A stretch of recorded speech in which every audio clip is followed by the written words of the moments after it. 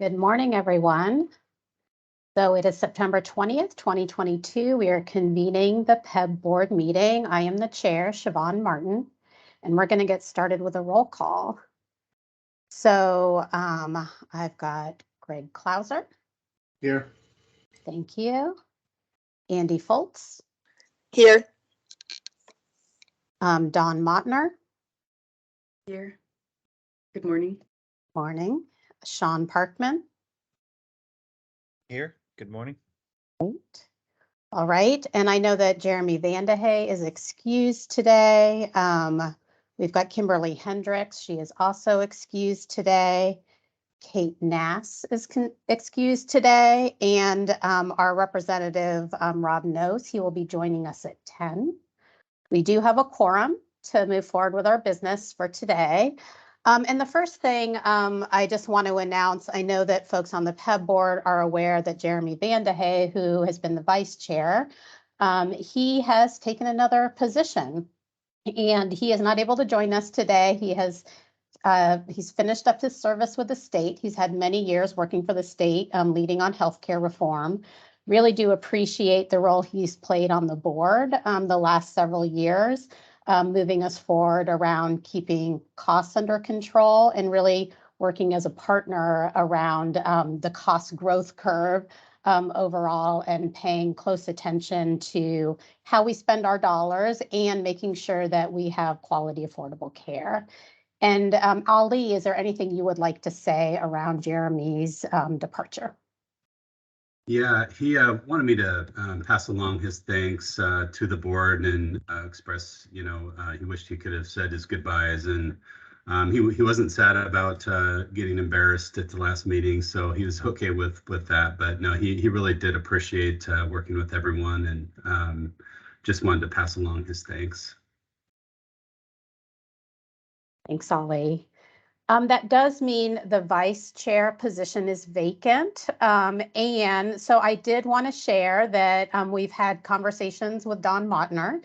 She is willing to step up in her role and join in leadership, which is really wonderful because Dawn brings an incredibly important voice around healthcare, which we know was a role that Jeremy was filling because he also knew quite a bit about healthcare in his role.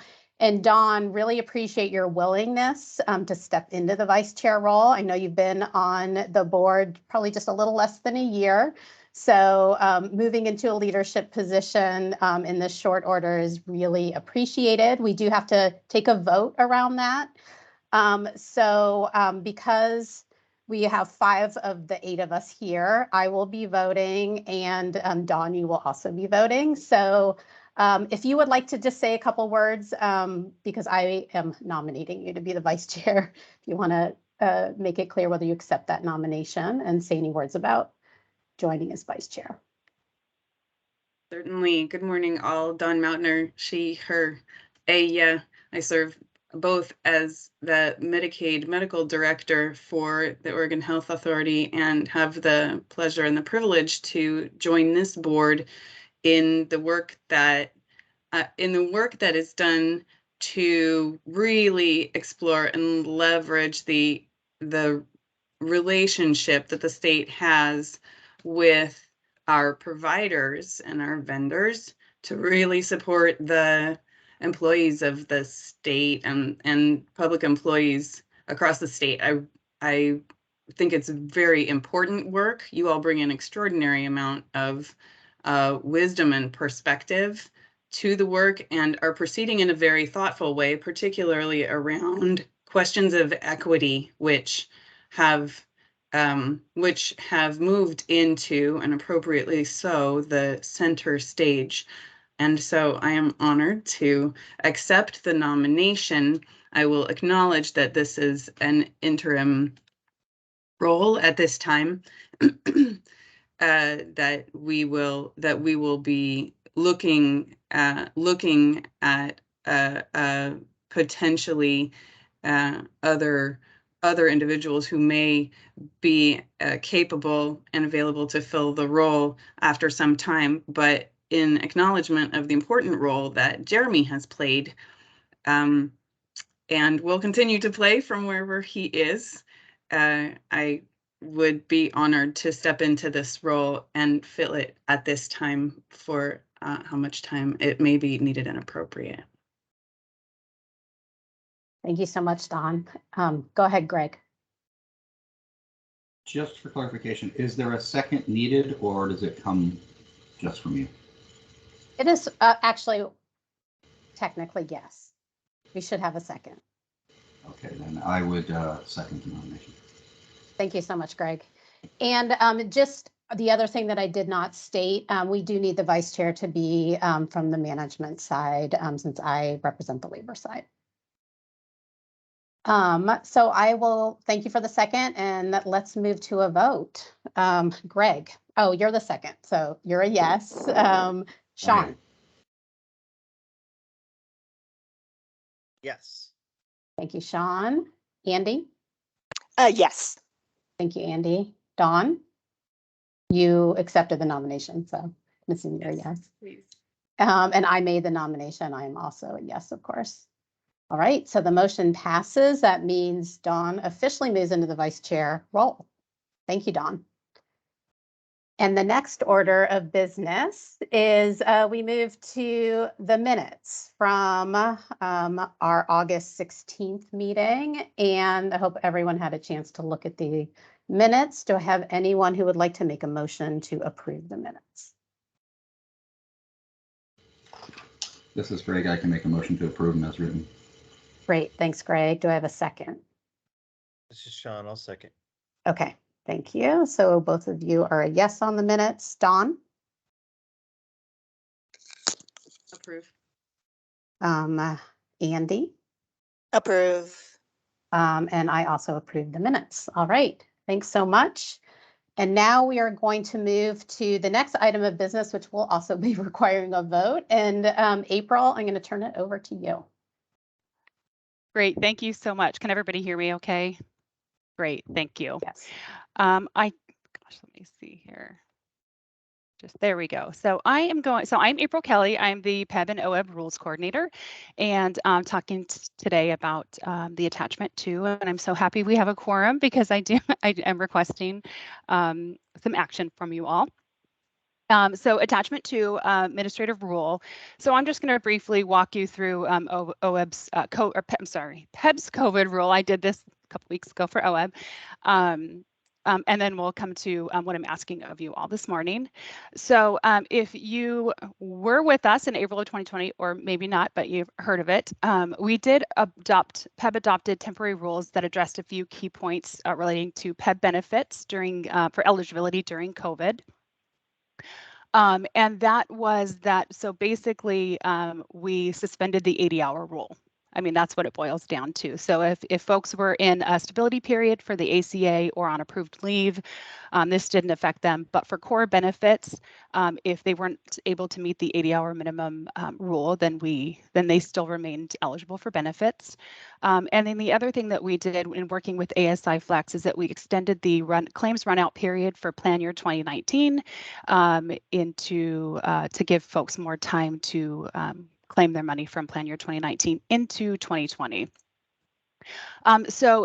Knowing state rules, temporary rules can only be effective for 180 days or 6 months. And so about the summer of that time, most rule coordinators I know of within OHA and DHS were starting to talk about making rules related to COVID permanent. And so we did go through the permanent rulemaking process, and we brought you all in October of 2020 the rules so that we request the authority or the request your approval to file them permanent. Knowing in at some point that we would be repealing the permanent rule. The rules were tied to Executive Order 20-03, which was issued by the governor in March of 2020 that declared Oregon in a state of emergency. And we tied our rules to Executive Order 20-03, 20-03, sorry. And Governor Brown did lift that executive order on April 1st of 2020. So what we did was, Rose, can you switch to the second page? Sorry. So in March of this year, March of 2022, we did talk with PEB board leadership and PEB leadership, and they accepted staff's recommendation to repeal the rule. So we temporarily suspended them beginning April 1st, 2022 to give us time to go through the rulemaking process, which we started in July. Oh, and I also wanted to note that the repealing of the rule reinstates PEB's monthly 80-hour minimum benefit eligibility, and that we did get ASI's thumbs up on repealing the claims runout part of the rule as well. So we did go through the permanent rulemaking process, which included the notice public comment period. We held a public rulemaking hearing. We did not receive any public comment on this, and then we did not receive any attendees to our rule hearing.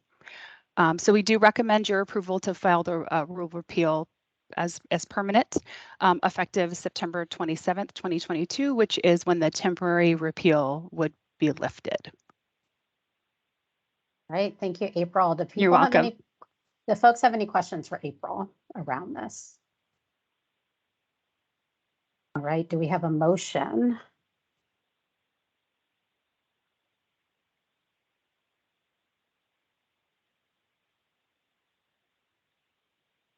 I move to accept. Okay, do I have a second? I can second it, Greg. All right, thank you.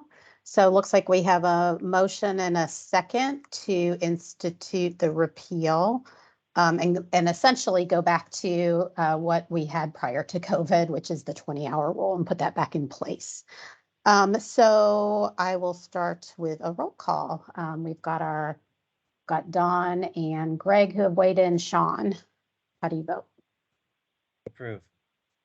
Thank you. Andy? Approve. Thank you. I also approve, so the motion passes. Thank you, April. Thank you so much for your time. All right. So it looks like the next thing on our agenda, we're going to have an update around the Centers of Excellence. I know this is something that our Innovations Work Group has been focused on, and we have Cindy Crozier and Prachi Nagda from Mercer to present to us. Good morning, everybody. Good afternoon. I'm just trying to get my camera on. There we go. Good morning. Hello. Good morning. Hi.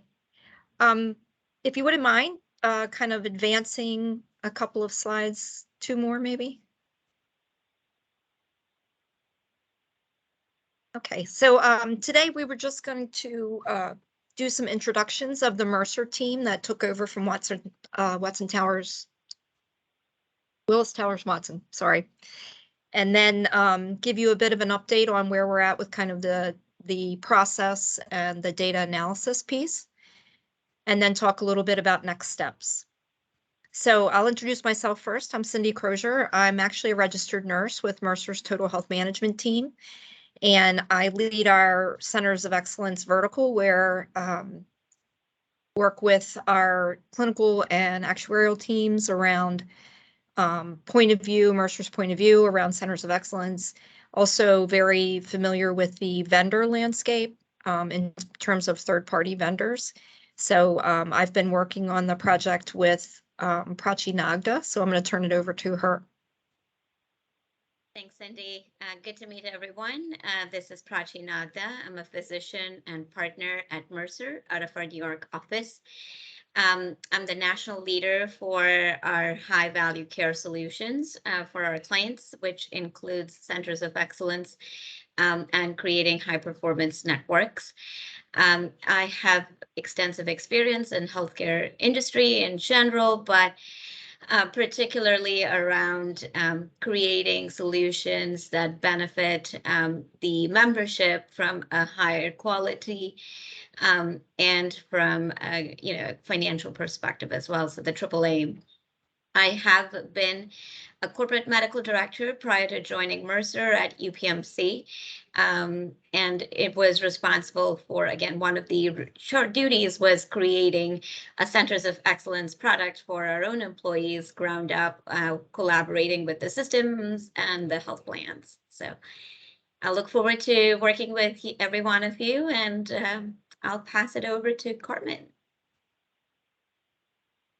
Hi, I'm Carmen Cook. I'm an associate on Mercer's Total Health Management team. I've been with Mercer for a little over a year now, and I'm a member of the Center of Excellence Vertical, and I'm acting as one of the project managers for this endeavor.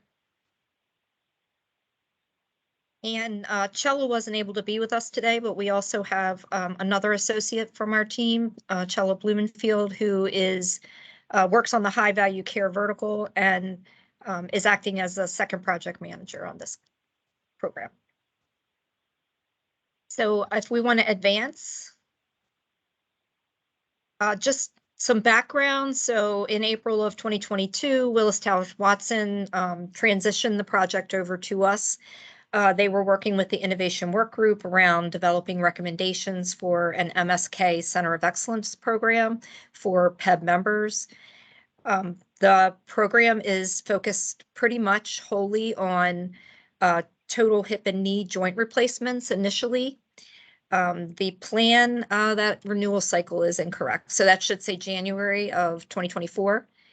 And the main goals of the program were around steerage to high quality facilities and improved outcomes. So we're very, very focused on the quality aspect. Haven't really, the emphasis is not as much on, the cost savings, as we believe driving folks to higher quality providers will result in fewer complications, fewer readmissions, and the savings will naturally flow from that. We also are focused on early identification of members, getting conservative therapies, and also where surgery may not be appropriate, that we're the Centers of Excellence providers will be guiding folks to more conservative therapies if surgery is not the most appropriate for them. And since we took over the project, we've been working collaboratively with MODA and Providence Health Plan, as well as Kaiser, to look at quality data around the Oregon facilities and providers. And we're focused on both quantitative metrics, so things like volumes of surgery, complication rates, infection rates, those types of things, but also qualitative, so looking at things like board certification, quality oversight, and guidelines around things like BMI, tobacco use, and physical therapy. Any questions on that? Okay, we can go to the next one. So just wanted to review for everyone kind of the approach that we've been taking. So initially we identified the top PEBB markets or regions within the state of Oregon based on where the majority of members either live or seek care. We are focused on using multiple sources of data in order to identify quality providers and facilities. So rather than using one data set as a source of truth, we've been focused on several different data sets, and then also building consensus across all the stakeholders so that everybody feels that it's been a very thoughtful process and that it's very comprehensive, and that we are fairly looking at quality across providers and facilities. So one of the data sets we're using is the Mercer QualPick tool, which actually uses the Clarify database. We can look at episodes of care for facilities and providers with that. The data represents Oregon residents statewide, so it's not specific to OEB and PEBB. It's broader, and the database includes commercial, Medicare, and Medicaid claims, so pretty comprehensive across all of those different payers. And the database is estimated to contain 100% of claims for about 20% of Oregon residents, so fairly good sample. We're also looking at carrier reported metrics based on their book of business. There was a facility RFI that went out, so to gather some of that qualitative data, and we're also going to be issuing a provider RFI to get qualitative data from the providers as well. And we've been working recently with the actuarial team to get some additional OEB and PEBB specific data. So we'll be looking at things like disruption, where are your members actually seeking care today, and does that align with the quality providers that are being identified? And then what we'll do next is collaborate with the IWG to just determine some strategy recommendations for the PEB board. So we'll be looking at things like the network design. Will it be narrow? Will it be broader? How many providers will be available within each region? We want to make sure that there aren't any access issues for members. So while we want to drive to quality, what we don't want to do is create a bottleneck where folks can't get the care that they need because they are trying to access, too narrow of a network of providers. We're also developing plan design, incentive and disincentive recommendations, and then some actuarial modeling to identify potential impacts on cost and quality. Any questions? Okay, we can go to the next slide. This is just kind of a visual of the process that we went through. So defining the regions, determining the care category, the episodes, and the 2 blue boxes defining facility quality detail, and then also provider quality detail is where we're focused at today. We can go to the next one. So this is the regions that were built. You can see there were 5 major regions: Northeast, Metro, Willamette, Central, and Southern. And then the Southeast and the Coastal, we didn't have as much volume there. So those, we were not focused as much on those. We did identify those and, again, based on where members live and also where they're receiving services to try to minimize travel as much as possible and identify quality providers across the state. We can go to the next slide. So some of the facility work's been done. MODA and Providence had issued, again, that request for information to facilities in late 2021. We're in process of finishing an initial review of those RFI responses. A lot of these items that were in the RFI, we kind of consider those as minimum quality criteria. So we would be looking for, a certain volume of procedures, accreditation, patient safety committee, all of those items on there as items that, would be a minimum to be considered.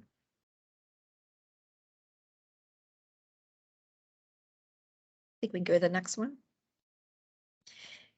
This is actually just an example of the QualPIC data. So for facilities, these are the top 10 facilities statewide by volume for 2020. And the way that this chart kind of works is QualPIC risk adjusts the data for each facility and then comes up with an expected result. And then it looks at what the actual performance was compared to expected based on that risk adjustment.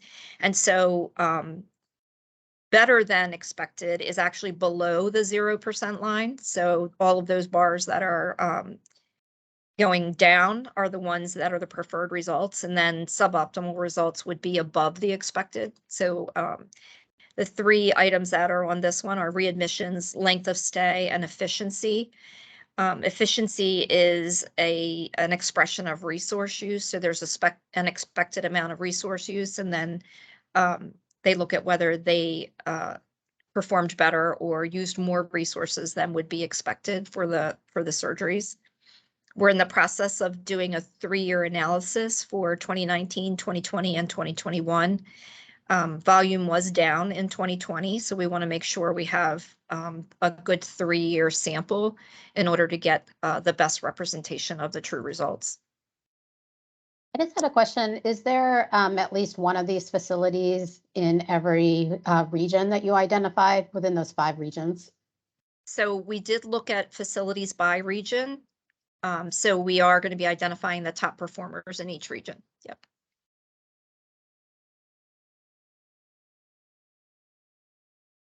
Okay. I think we can go to the next one.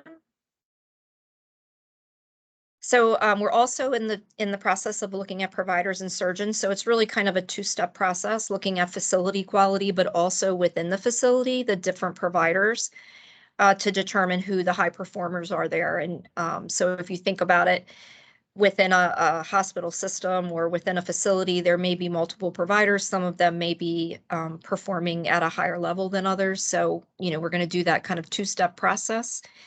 The metrics within QualPIC that we'll be looking at are things like surgical site infections, complication rates, readmissions, or emergency room visits post-procedure. Again, looking at volume, and then efficiency, although that's not one of the priority metrics that we're looking at.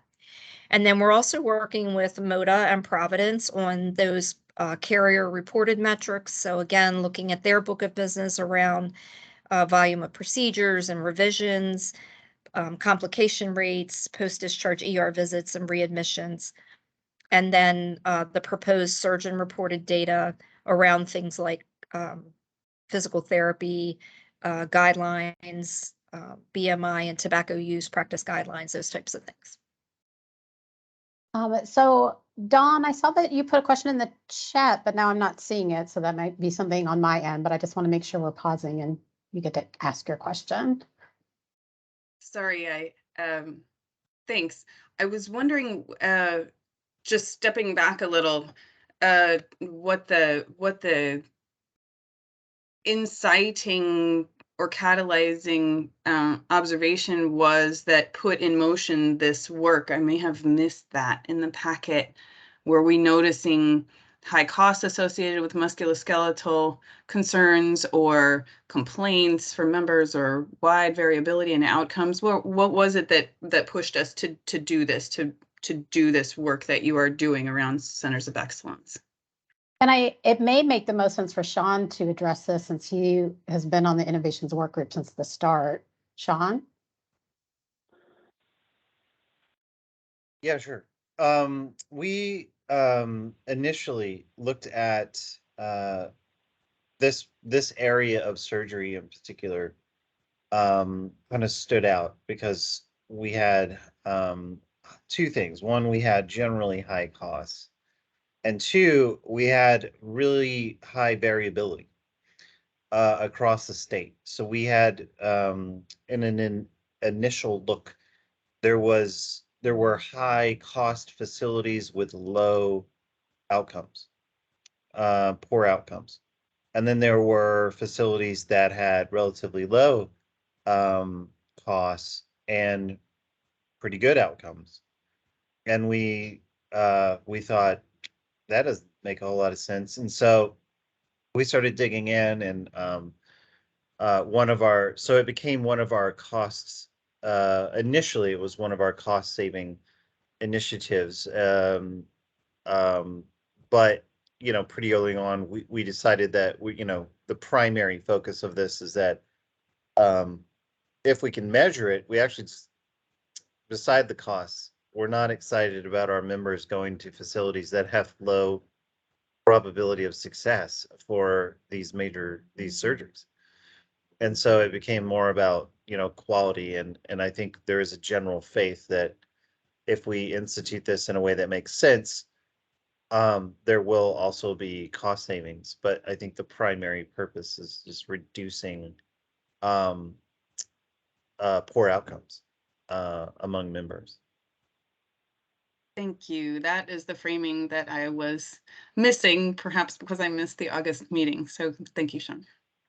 Well, it was a couple of years ago, so. This has been an ongoing project, which is why I thought it made sense for Sean to answer, since he's preceded our presenters today, since they've had to come in after Willis Towers Watson was helping lead on this. All right. Yeah. So, another little piece of context here is that initially we had a phase where we were looking for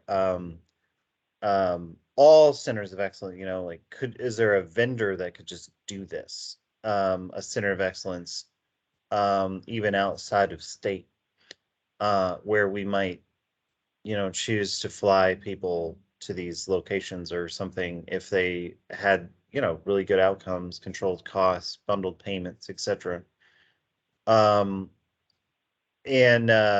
pretty early on, decided that didn't make sense, that there weren't vendors offering what we really wanted.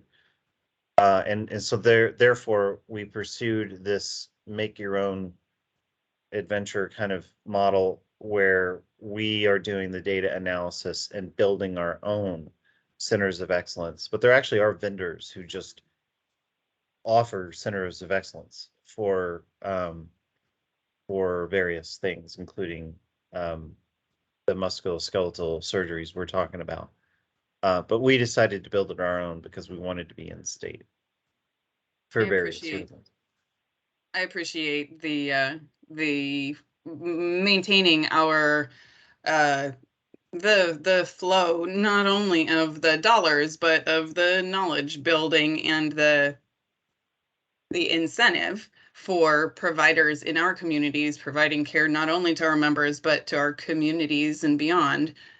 This is an incentive for them to raise their quality, to be able to participate in this kind of program. So I appreciate keeping that in the state as well. Thank you, Sean. Go ahead, Cindy. Thank you. No, that was great. Thank you, Sean. Okay, so I think we can, basically the objective is going to be to gather all of this data from all of these multiple sources, triangulate that data, and develop our recommendations based on that. I think you can go to the next slide.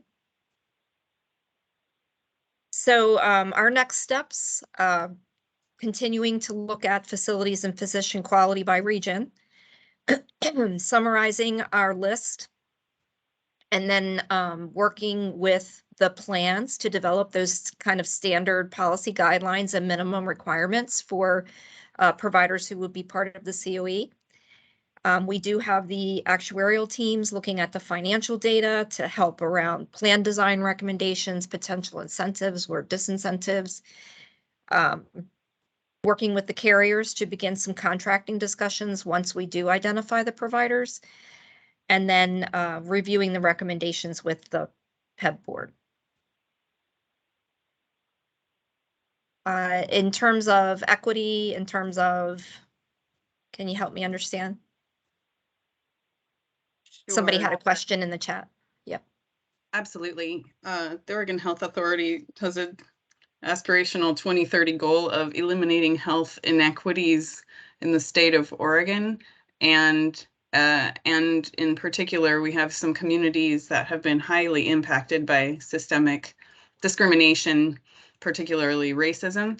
And in order to build out an equitable plan, including around centers of excellence, it will be important to evaluate disaggregated data by race, ethnicity, language, disability, et cetera, to be sure that the needs of those communities, which have been particularly poorly met over time and by our systems as they have developed, are receiving the potentially additional attention that they need and resources to do a better job of meeting those specific needs that have not been met well.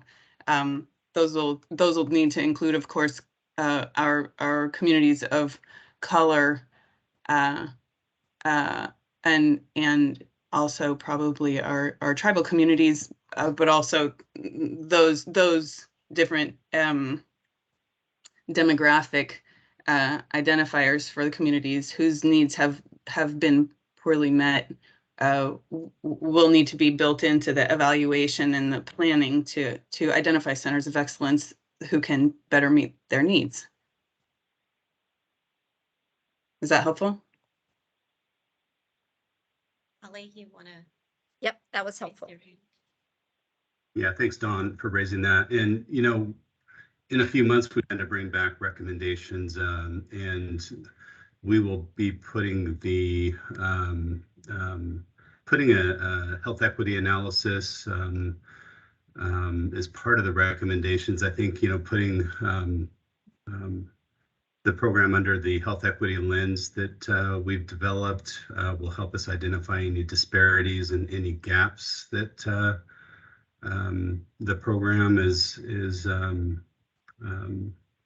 may experience, members that won't have access. I think, you know, a big part of the health equity analysis is access, and that's obviously a big part of this program and the recommendations. So It's not called out in this report specifically, but that will be a huge part of the actual recommendations to the board. Thanks, Ollie. And just as a reminder, both Sean and I sit on the Health Equity Committee along with folks from OEB.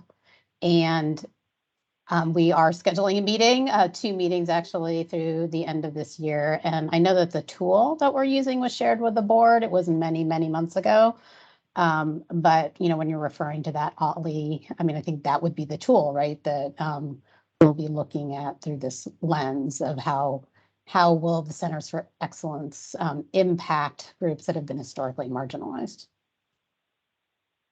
Thank you. That's a great tool. It's actually the thing that that's how I met Ali, was that I saw that tool and asked who owned it and asked for it, because that was before I ever knew the board. So that's a great tool, and I appreciate the use of it and the implementation of it. But that feels to me like it's farther down the road than I would like to hear equity being built into the thinking. So evaluating individual physician quality by region would need to include the right. So if we include equity in each of the considerations as we go, then we're building it in across along the whole path earlier than later. And I appreciate knowing and I suppose hearing it when it is being done that way. If it can be acknowledged explicitly, that will help me to feel comfortable with it. So thank you, Siobhan and Sean and Ali, and also thank you to the Mercer team. Forgive my my interruption there, please. Thank you. Yeah, no worries. Great feedback. Okay, so I think if we can go to the next slide. We just wanted to kind of talk a little bit about the timeline, sort of what our thinking is around this. So we are working this month and next month on evaluating all of the data, identifying the providers, working with the IWG in order to develop the recommendations for incentives and potential plan design recommendations. In November, starting those conversations with providers who have been identified to gauge interest. And then in December, the plan is that the IWG would make recommendations to the PEBB board. And then hopefully in January, we'd be able to vote on whether or not to move forward with the strategy. Any questions or thoughts?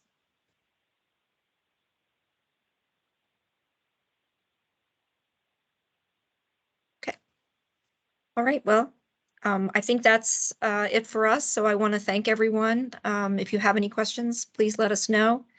And we'll be working diligently to get those recommendations to you guys by the end of the year. Appreciate the presentation. And Dawn, really appreciate your questions, because this is how we have discussions as a board around the direction that we're going. And I do think the next agenda items, where we're really diving into what is it that our providers are doing, our insurance carriers, to share with us a lot of the demographic information that we need in order to make an evaluation. Because if we don't have that data, then it is very difficult to know whether we are moving forward around provider congruency, where we have trying to meet the needs of folks who have not had their needs met historically. So I do want to hand it over to Mercer again, who will be giving us the overview of this. We've got Andrew Hoffheimer with us. I believe he's leading on this, and this is around network access and provider diversity. And just as a heads up, after this presentation, we'll be taking a break. Andrew. Thank you, Siobhan. Thank you, Dawn, for the excellent segue into this topic. I do have a colleague with me, Christy Ewing, who will be tag teaming this with me. And so I'll introduce her here in a couple slides, but just wanted to make that known, because I don't think it was in the agenda. And so for this portion of the discussion, we've got about 30 minutes. Looks like we are on time so far. And so the intent here is to really discuss the importance of having a diverse provider network. and some of the ways that that can bridge some of the historical gaps as it relates to health inequity. The way that we're trying to lay this out is to have Mercer spend 30 minutes doing a primer of sorts, talking about this topic, why it's important, why we should be focusing on it. And then after the break, we'll hand it over to each of your medical carriers to talk about what they're doing as it relates to building diversity into their networks. A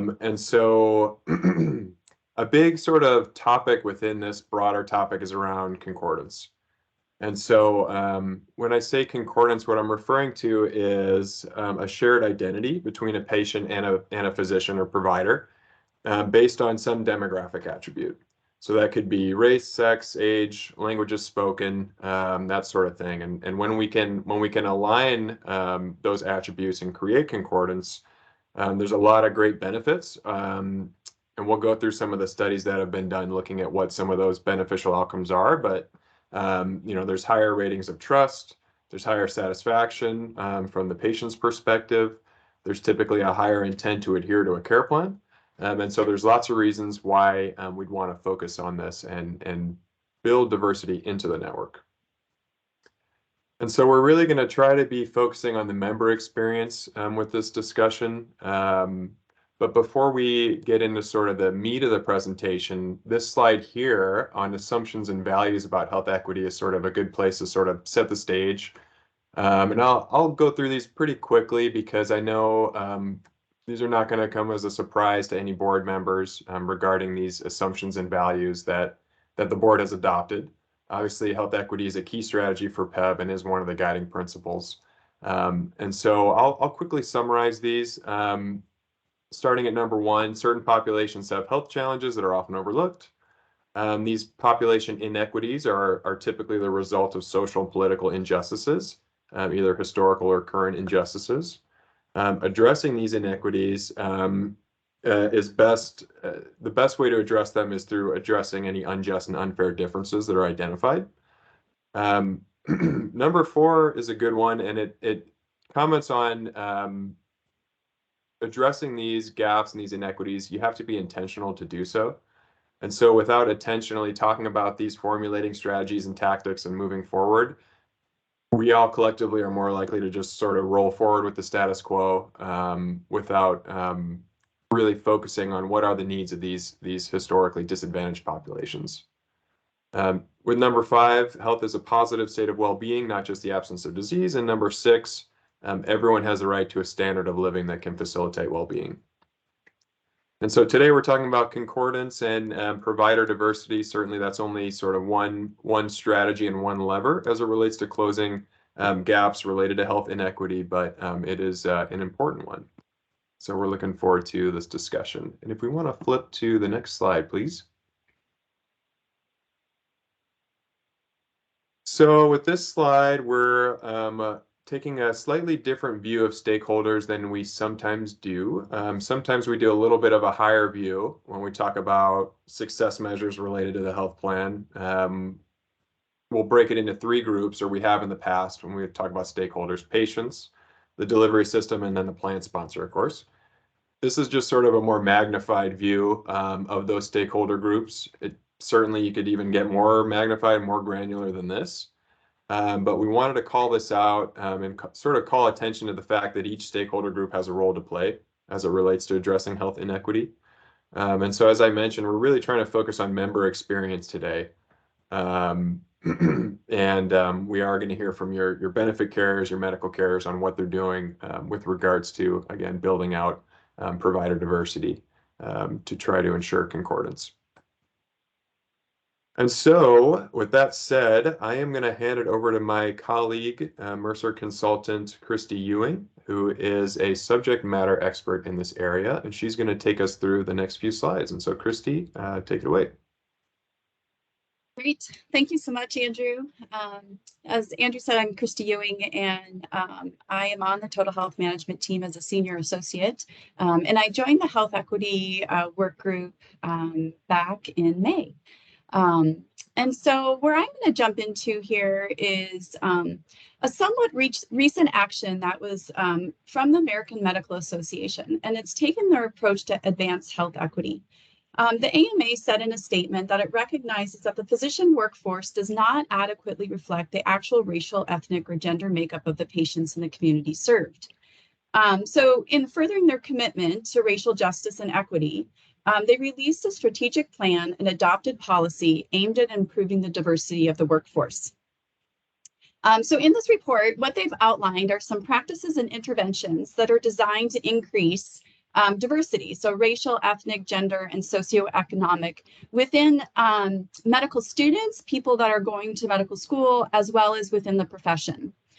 And so just a few examples of some of the practices and interventions that are part of this plan is some targeted recruitment and revised medical school admission policies, some curriculum changes, summer enrichment programs, and then also specifically some programs that have financial, academic, and social supports.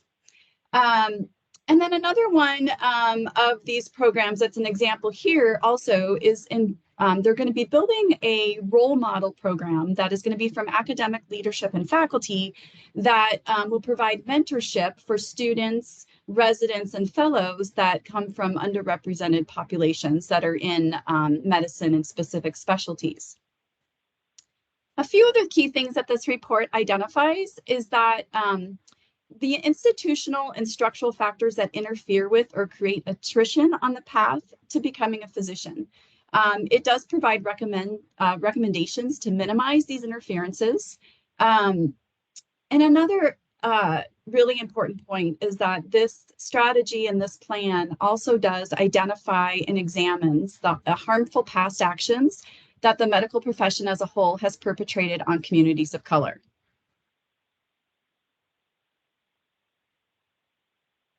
So this is just another great example of how an organization that has leverage in the medical field can lead the way in building diversity and making an impact on health inequities. All right, moving on to the next slide. So from this slide, then, I'm going to talk a little bit about the advantages of increased representation in healthcare. So as we know, there are many health disparities that translate to real health outcomes.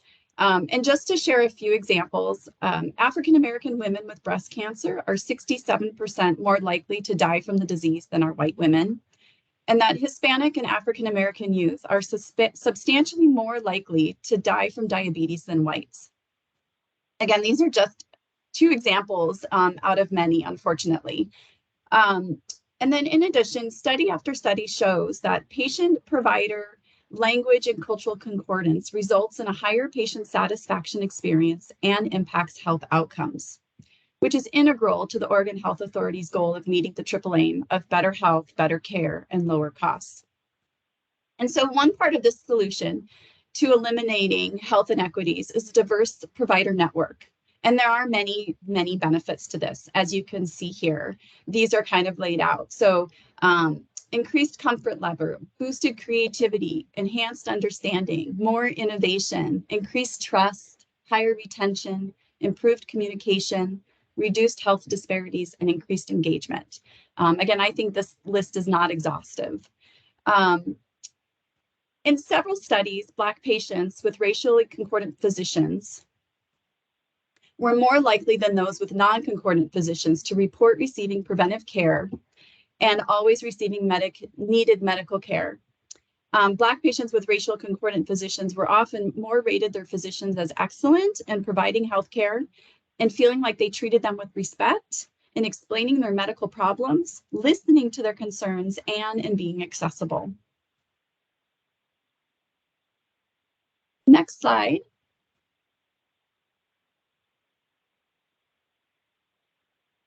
And so as we look a little closer into this patient-physician relationship, and as Andrew said, there are, provider concordance is a really important piece of this, but there are other variables as well.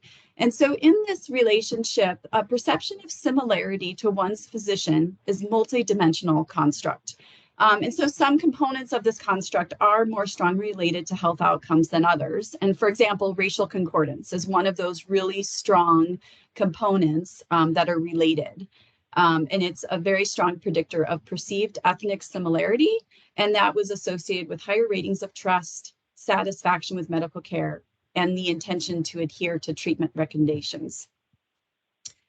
One interesting thing to note is that a lot of the studies also show that these perceptions of similarity that a patient feels to their provider can also be somewhat facilitated and achieved through the physician's use of patient-centered communication. So to the next slide. And so just another example I wanted to share of a study that looked at patient experience, and this was from the Press Ganey Outpatient Medical Practice Survey. And so in this study, it was done within the University of Pennsylvania's health system.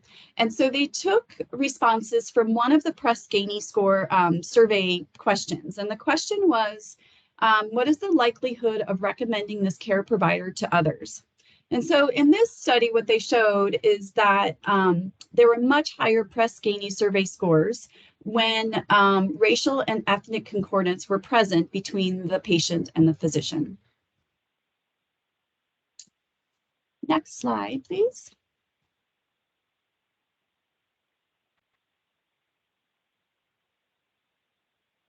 And so as mentioned before, there are many studies that are looking at this patient-provider relationship and what factors that lead to higher quality of care and better health outcomes.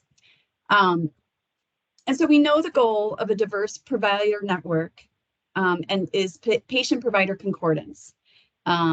That is the goal, and that the studies show that this positively impacts health status, equity of services, and the patient's view of care is kind of as you can see here on the graph. So the outcome are really looking at those three pieces, and that race and language concordance do impact that health outcome.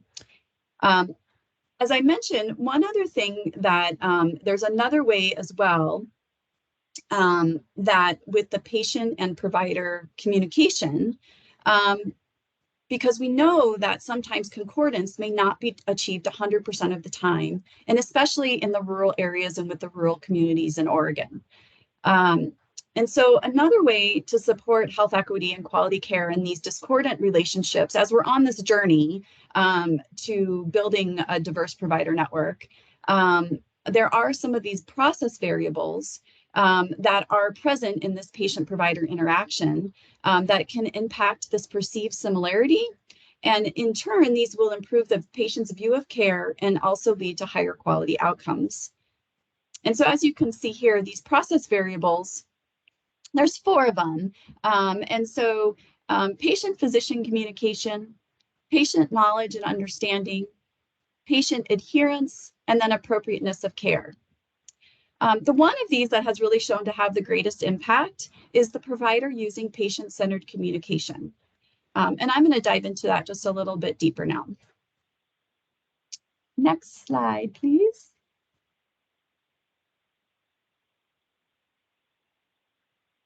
And so on this slide, I share a little bit more about patient-centered communication. And just to expand a little bit, patient-centered communication is a foundational piece of patient-centered care.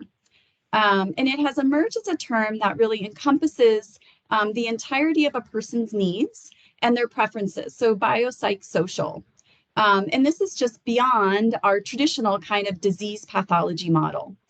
And so recognizing, understanding, and responding to all factors that affect health requires the healthcare provider to integrate the biological aspects of the disease with the psychosocial and social aspects of the patient. And so the goal of this model is to develop a patient-centered care plan that's realistic in order to achieve the best health outcomes. Obviously, if a patient does not feel they don't trust the recommendations and the treatment they're receiving, if they don't feel like their physician understands them, they are not going to adhere to the treatment and make the sometimes difficult changes that are needed. And so, as I said, patient-centered communication is really a foundation to this person-centered care approach. And so it requires the provider to incorporate kind of these 3 core concepts that are detailed here on this slide. And so these core concepts are really, involving empathy and listening, to understand the patient's perspective. Also, understanding the patient's psychosocial and cultural context. And then lastly, I think, which is so important, is collaborating with the patient. Collaborating and making sure that there's a shared understanding between the patient and the provider of what the current problems are and what the treatments are available, and making sure that they align with the patient's beliefs and values.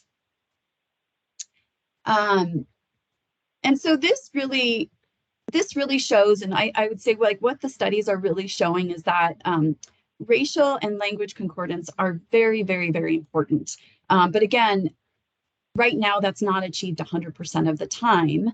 And so also having a focus on this patient-centered communication is just another, it's another way to improve our health outcomes and improve a patient's experience currently. So this does really call for communication skills training as a foundational part of undergraduate, graduate, and medical school education.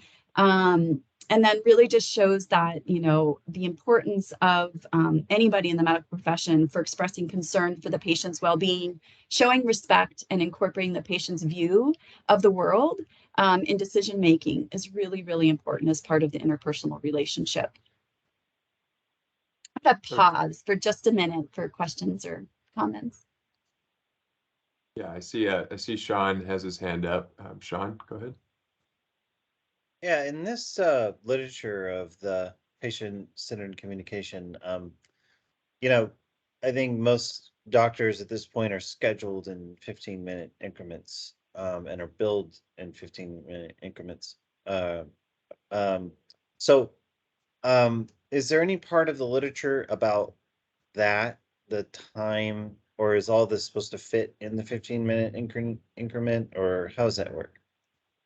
It is, and I can, as a follow-up, I can share more details of that. But yeah, so in one of the studies, there was recognition of the barriers, and that a lot of it is, what the study kind of showed is that a lot of it is a perceived barrier by the physician because there is such a limited time frame that they have with patients.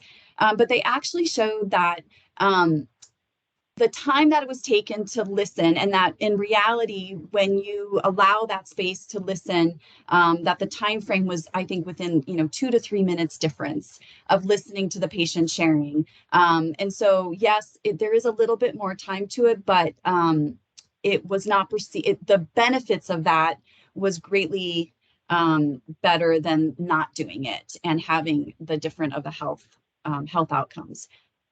And so part of that, I think, too, is, again, with these organizations like the American Medical Association, and what our carriers are going to be showing later is having different organizations that are recognizing that this is an important piece in advancing health equity and having better outcomes.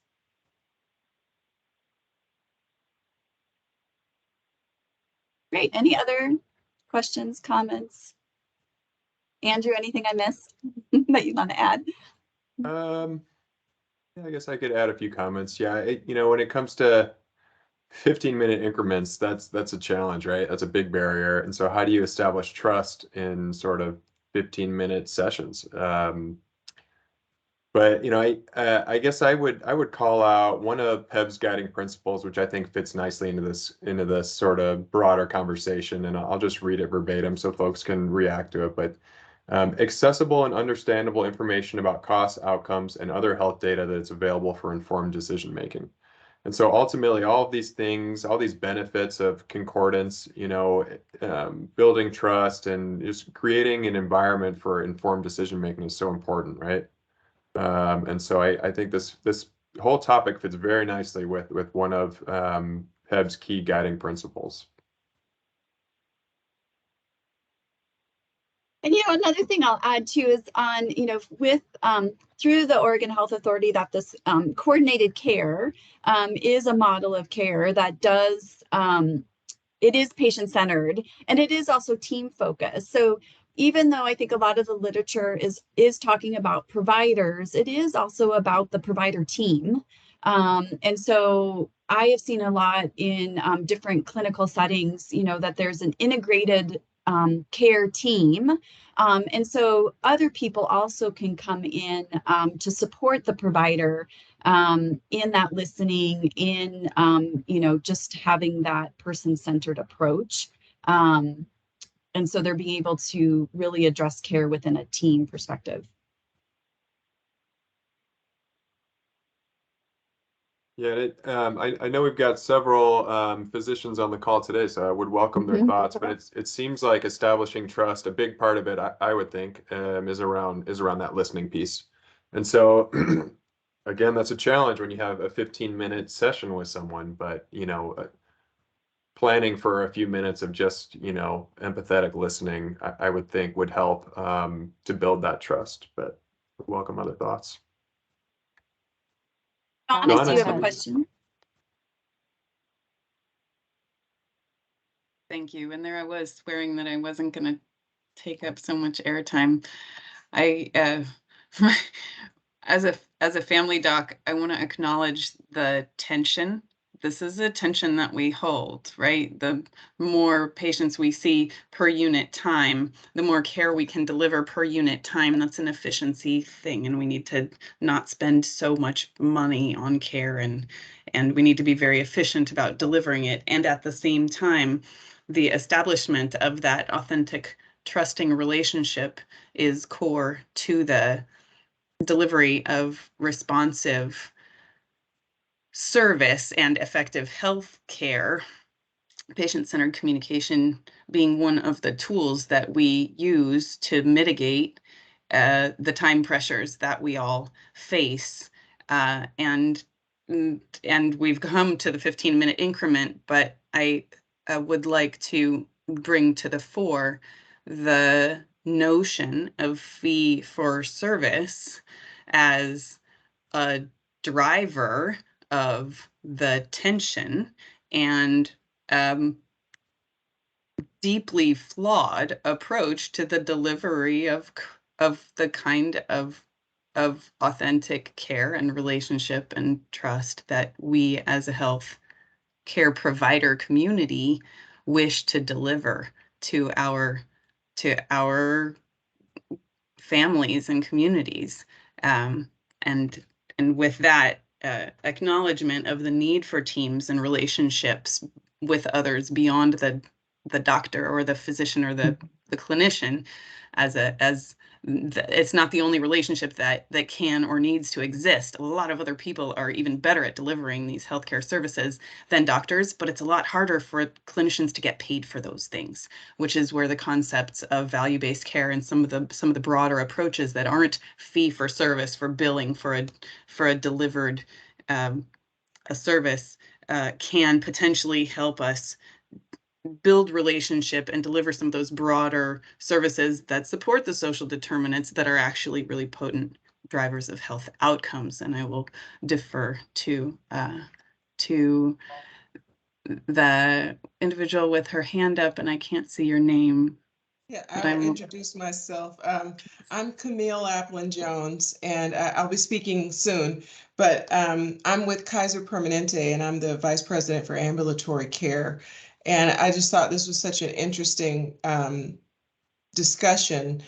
The time constraints are certainly a problem. And, at Kaiser Permanente, and I think most primary care offices are struggling with enough appointment supply in general, no matter what your payer model is. And so we have that clinical backlog of the post-COVID people who are now returning to the office, chronic conditions are multiple, et cetera. And we offer 20 minutes for primary care physicians to see their patients virtual or in person. But we're struggling with, how you manage, some of those follow-up appointments and all of that. One of the things that we are doing that you addressed in your comments, two things. One, we're offering now physicians who take on a little bit more virtual visits, the opportunity to have some 30-minute complex care visits, one per session, one in the afternoon, one in the evening, or one in the morning, where at their discretion, the physician can choose to have more time. And what that does is it for some patients, it'll level the playing field. If they're a cultural competent cultural care issues that need to be addressed or take more time to explain and discuss, or if there are chronic conditions, they can choose which patients to put in those 30-minute visits for the complexity, whether that's equity-based or otherwise.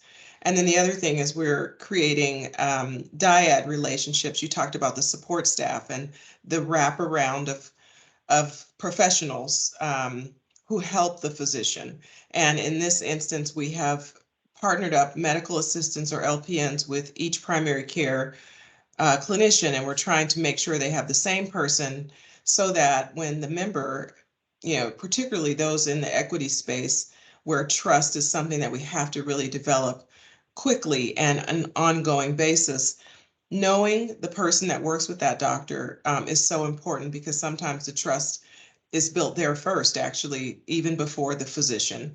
So, and we have a diverse staff. And so that piece helps as well, to have staff who, know me and can understand me and help the physician in delivering that equity-based care. So, thanks. Great, thank you so much. I appreciate all the dialogue and comments. Dawn, I appreciate feedback and conversation. I think that's how we all get better together. So much appreciated. All right, I'm gonna just pivot. I just have, I think, two more slides to present here. So next slide. So I'm just pivoting now a little bit just to this additionally important component that I know the carriers are going to talk about in their sessions. But, the process of creating a diverse provider network, is really part of leveraging technology to connect members to concordant providers. And this means that member data needs to be collected, as well as the provider data and their areas of competencies. And really, in addition to collecting this data, it also has to be incorporated into the systems that are used to find a provider, and reporting also for outcome reports and are people being connected, so kind of that closed loop of the reporting piece is also really important. It's data collection. Next slide.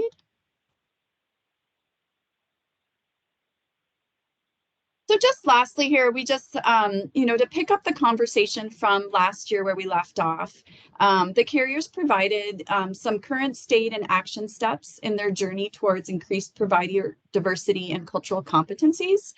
And we've kind of just provided an overview here on what was in the presentations last year. And so then today we are going to hear updates from each of the carriers about the steps that they have taken over this past year to increase their provider diversity. On the data collection piece, which is so important on connecting members with a provider that meets their diverse needs. And then also hearing about maybe some other strategies that they've been putting into place to reduce these barriers to quality care and ultimately to improve health equity. And I thank all of you, and I think wrapped up and wanted to see if there's any more questions or comments. All right. Well, thanks, everyone, and looking forward to our carriers presenting after our break. We will take a break until 10:55. We'll have a 12-minute break, and I'll note that in the chat. See you soon.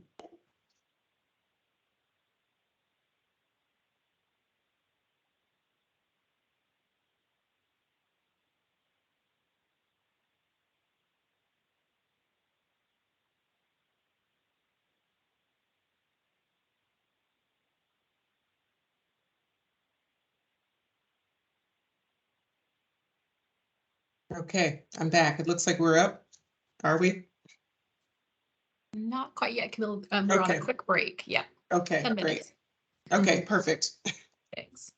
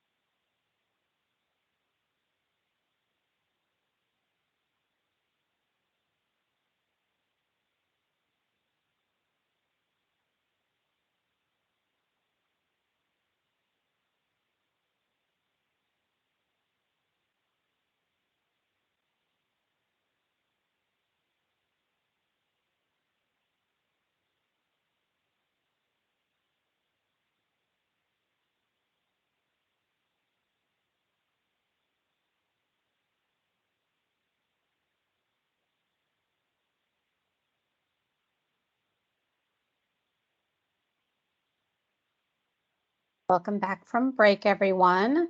So we are going to head into the presentations from our carriers. Each carrier has 30 minutes for their presentation, and I know we're starting with Kaiser. And Sapari, are you kicking off this presentation? I am, Siobhan. Thank you so much. So good morning, everyone. I'm Sapari Sturdivant, account manager for Oregon PEBB.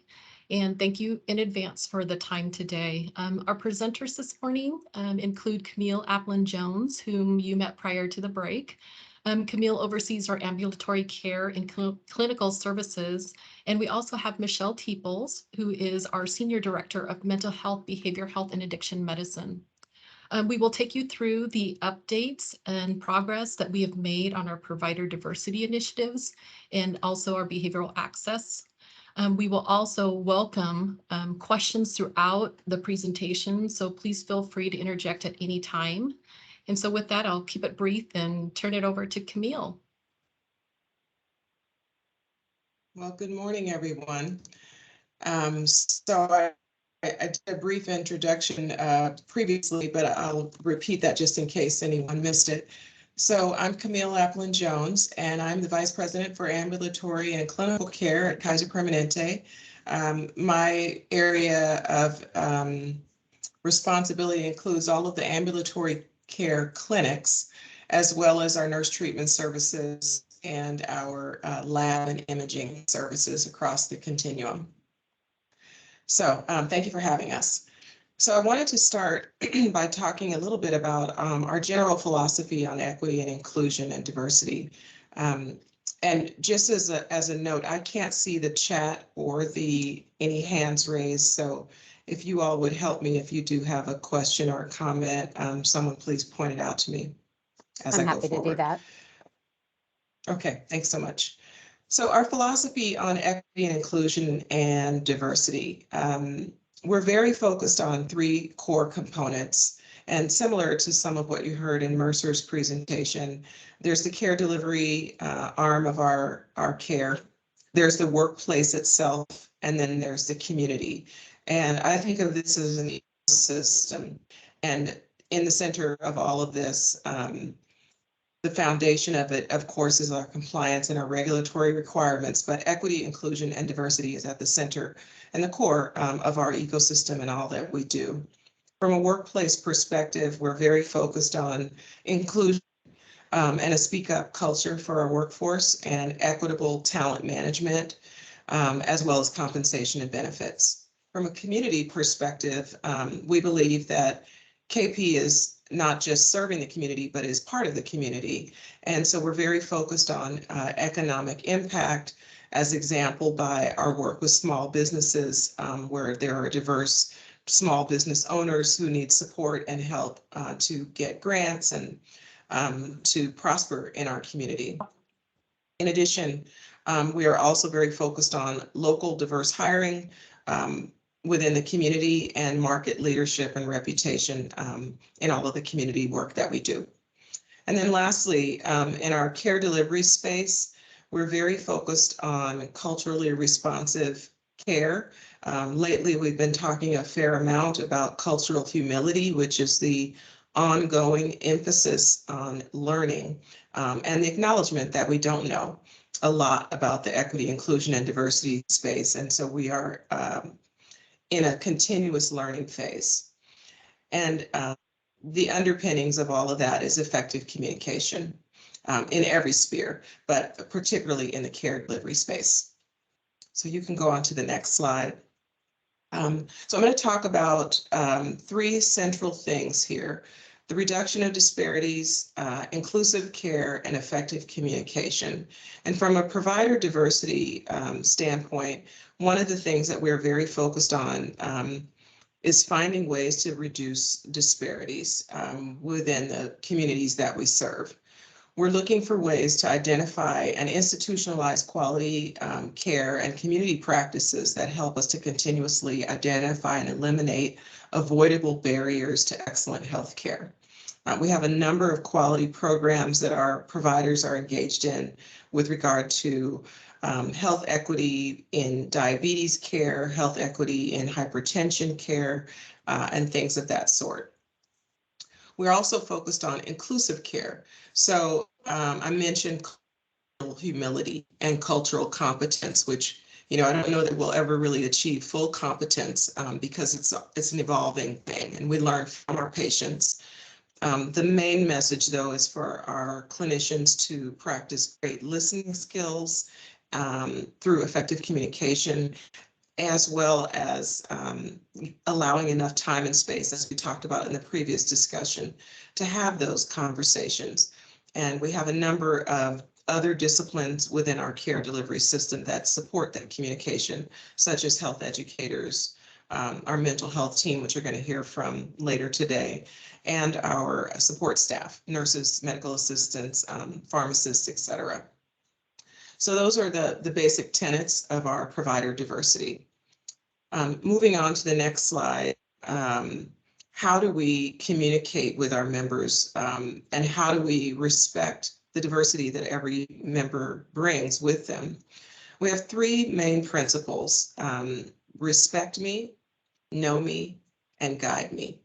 And the basic tenets of each of these, the respect me aspect is really focused on warm greetings, and that's from the time they enter our facilities, including warm greetings now digitally, where we have some technology that's enabled to recognize when a member's in one of our facilities. So we're working very hard on making sure that each of our members feels seen, and so that begins with respect. Know me. When we talk about the listening, and we talked about that earlier with Mercer, the listening matters greatly. One of the things that members, Black members, Latino members, et cetera, and other diverse members talk about is, did you take the time to get to know me? And so we're putting in place policies that reinforce the importance of knowing our patients, like making sure that we use pronouns and that we name patients correctly if they've had a name associated with gender change. And then guide me. Help me know what to do next, where to go, and who can help me in getting the care that I need. In addition to the respect me, know me, guide me, we also, our clinicians specifically practice a model known as the 4 habits. And the 4 habits are a lot of what I've talked about, but the clinicians use this model in particular, and it's designed to support patient-clinician communication. Invest in the beginning, which speaks again to what I said around respect me and know me. Elicit the patient's perspective. What do they know? What do they understand about their condition? What do they think about what's going on with their care? Demonstrate empathy. We are doing quite a bit of training with staff and have many conversations with our physicians about how to demonstrate empathy so that our patients feel heard. And then lastly, invest in the end. And that has to do with our care coordination, making sure they know what to expect for lab results and next steps for surgical procedures, et cetera. So we're working very hard to create those seamless transitions. Next slide, please. So one of the common questions that I often encounter in the community, particularly those community members of color, are centered around, can I get a physician that speaks my language? Or do you have any physicians who are African American? I would like a physician who is a certain gender, things of that like. And so you can see here that we have a way for our patients to search our database. You can actually search the database by language, and you can also search by gender. This helps a great deal. Currently, we do not have a search feature that allows you to search by ethnicity, but we do have a dedicated team of member service professionals who can help our members to, if they call, they can help them choose a physician of color. And for new members, we do a lot of onboarding for our new members, and a lot of that care is concierge style. And so in that process, we're also able to help patients identify a provider who has an affinity for whatever it is they're looking for, whether that's LGBTQ friendly or African American or Asian, et cetera. I'll pause there for a second just to check and see, are there any questions? So I actually did have a question. So how do members know that they can reach out to the member relations team if they're not getting what they need out of the search engine? Great question. Usually when we onboard members, we let them know that member services is there. We also have member services on the back of their healthcare card, their Kaiser Permanente card.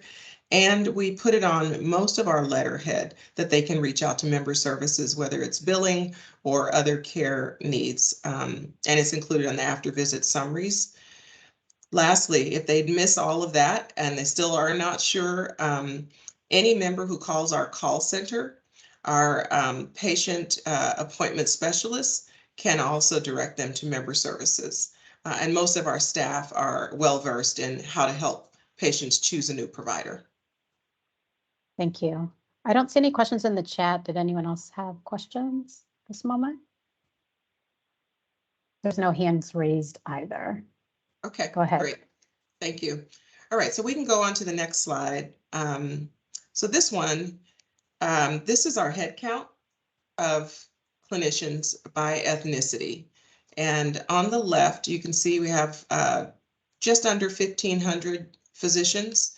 And you can see the ethnic breakdown. The majority are white, but we do have diversity, and we're proud of the diversity that we have. We also have qualified bilingual staff to support the work of all of these clinicians.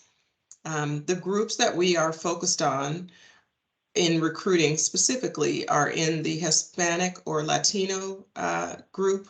We actually do really well in our Asian, Native Hawaiian and other groups.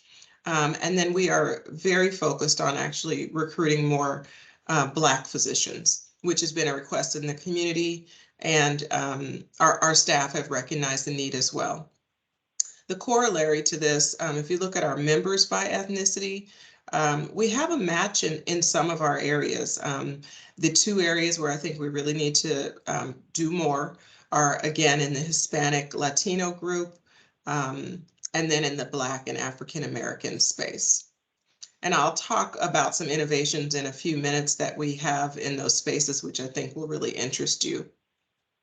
Of note, just so you know, of these some 1,500 clinicians, we're recruiting heavily in the areas of primary care, where most members go for their care, as well as in urgent care, where many members have chosen to receive their care.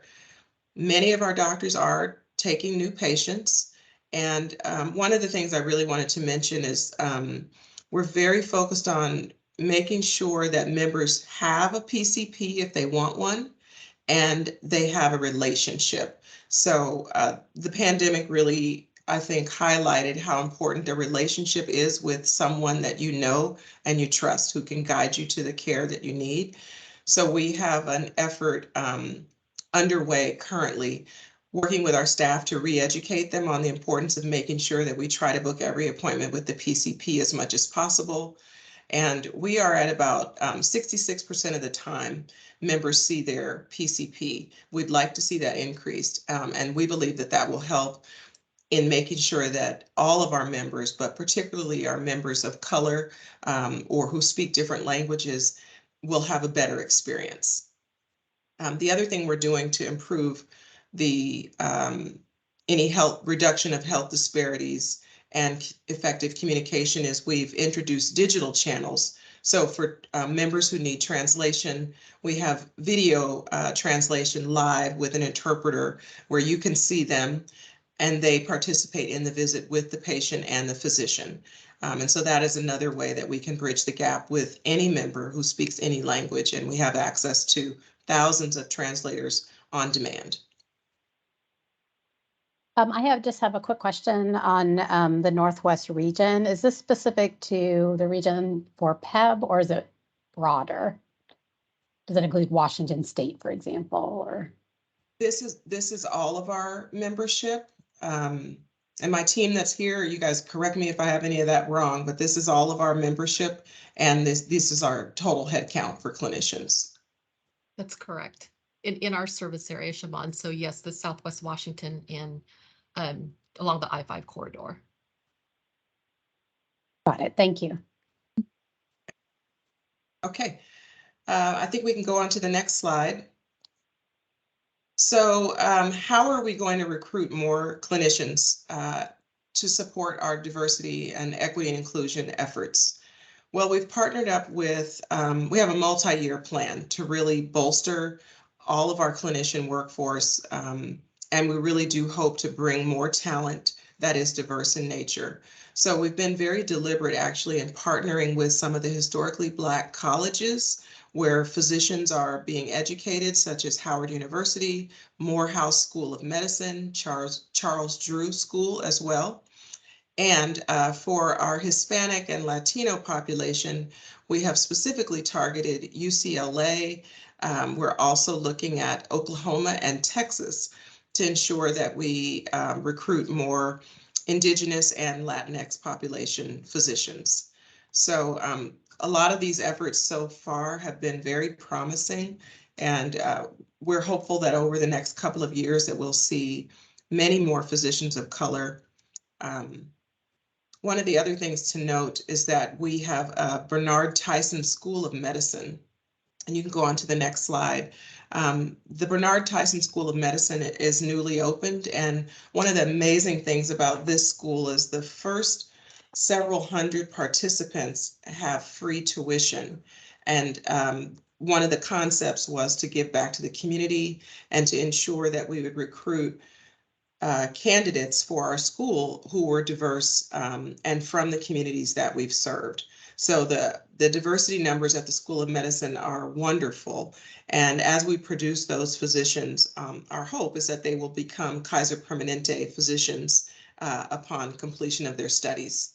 So that's a pipeline that we've created, which is not only contributing to our own workforce, but we believe it's going to contribute to the workforce in the world in general. We also have some community programs and recruitment pipeline for diverse support staff talent, nurses, medical assistants, lab techs, et cetera. And I talked about earlier culturally competent care. And we have a movement within KP called Belong at KP, which is all about equity, inclusion, and diversity.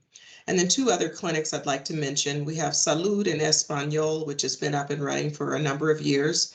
And those clinics are part of our brick and mortar primary care offering, where members of Latinx descent, if they choose, can go to these clinics to receive care. It's not a requirement, but it's an option.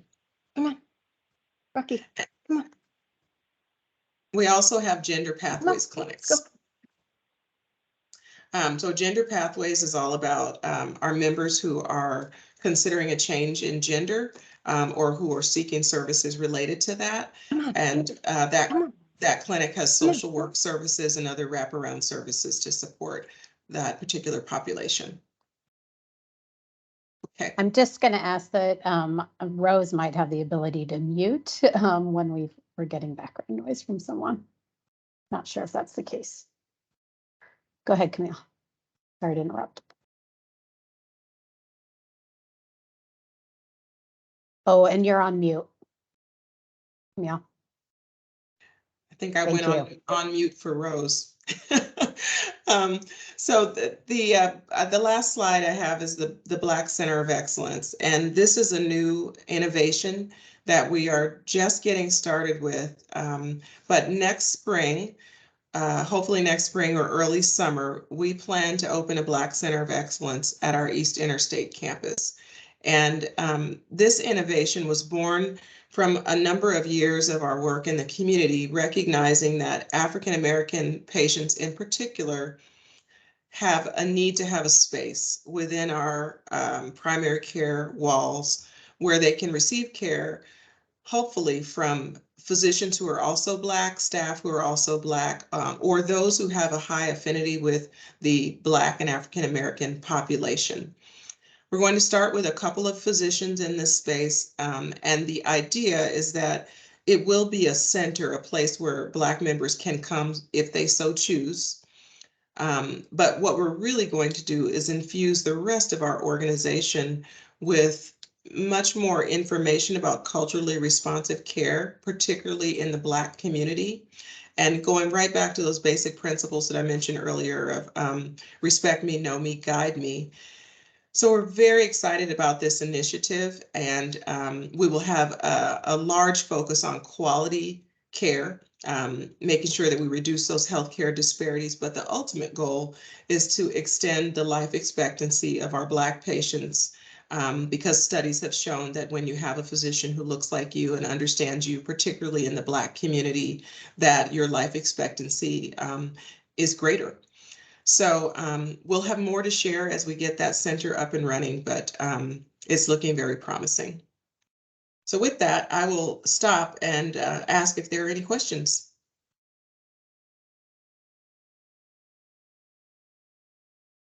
Not seeing any questions in the chat. I think we needed to move forward a slide. Yep. Okay, so if there are no questions, then my colleague, Michelle Teeples, is here, and she leads our mental health services for Kaiser Permanente. So I am pleased to introduce Michelle, and take it away. All right, thanks so much, Camille. Hopefully I am off mute and have figured all this out this many years into this world. So I'm Michelle Teeples. I'm your Senior Regional Director for Mental Health, Behavioral Health, and Addiction Medicine. I have been here before, so thank you for having me back. And I think last time we spent some time together, we talked about different principles and focus for the mental health therapy and behavioral health consultant world. So I'm here to provide you with a brief overview of some of the updates around access. And then I want to bring some exciting changes reflective of member feedback, our need to just pivot with the time and the century that we're in, and just some overall improvements that we're making within our department. So we'll go ahead and advance, I think, 2 slides. One more. Thank you. All right, so here, improving our access experience. So the box on the left is our mental health therapy, and the boxes on the right are behavioral health consultants. And so just to differentiate, behavioral health consultants are part of our primary care integration. So they are the licensed clinical therapists that sit in the same medical office building with your primary care providers, which we've talked about before. On the left side, the mental health therapy is really when you're calling that access center and you're seeking kind of that longer talk therapy, more episodic, 8 to 12 sessions on average is what most people see, and higher levels of care. So on the left side, I just want to call out, just moving from top to bottom for our therapy, any patient that's calling in and screens as an urgent, meaning they have needs right now. And again, that is member-centric feeling of urgent.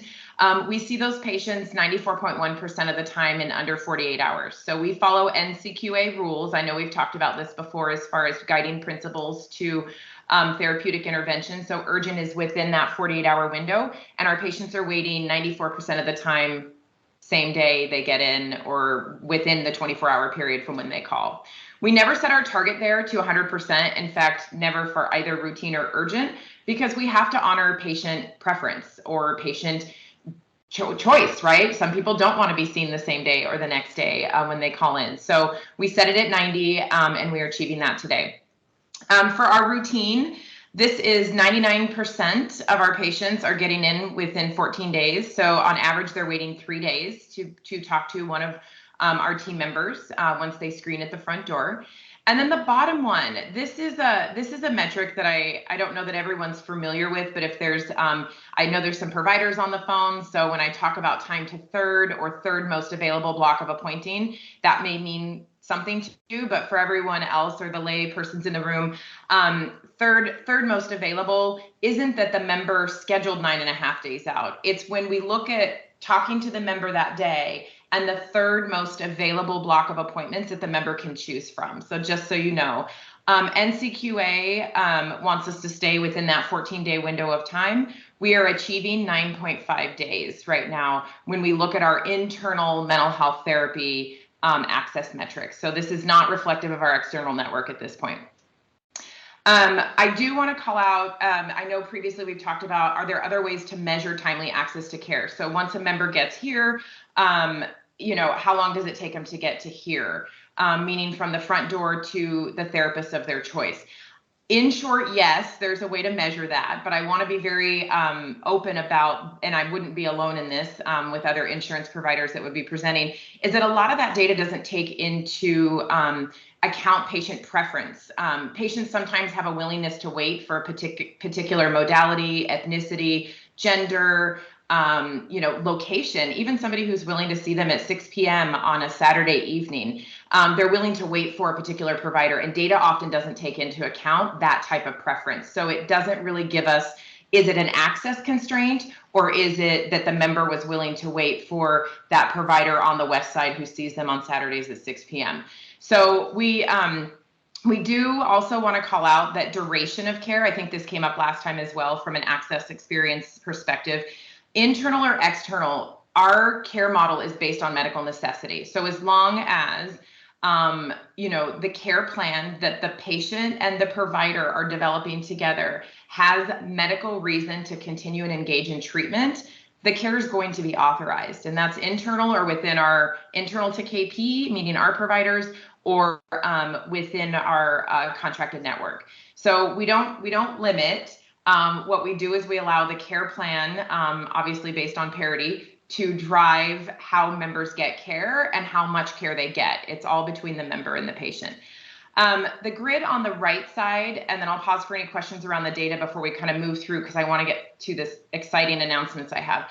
The grid on the right side is our behavioral health consultant engagement. So you have visits, annualized visits per 1,000, and then you have the claims, so the actual events in a calendar year per 1,000.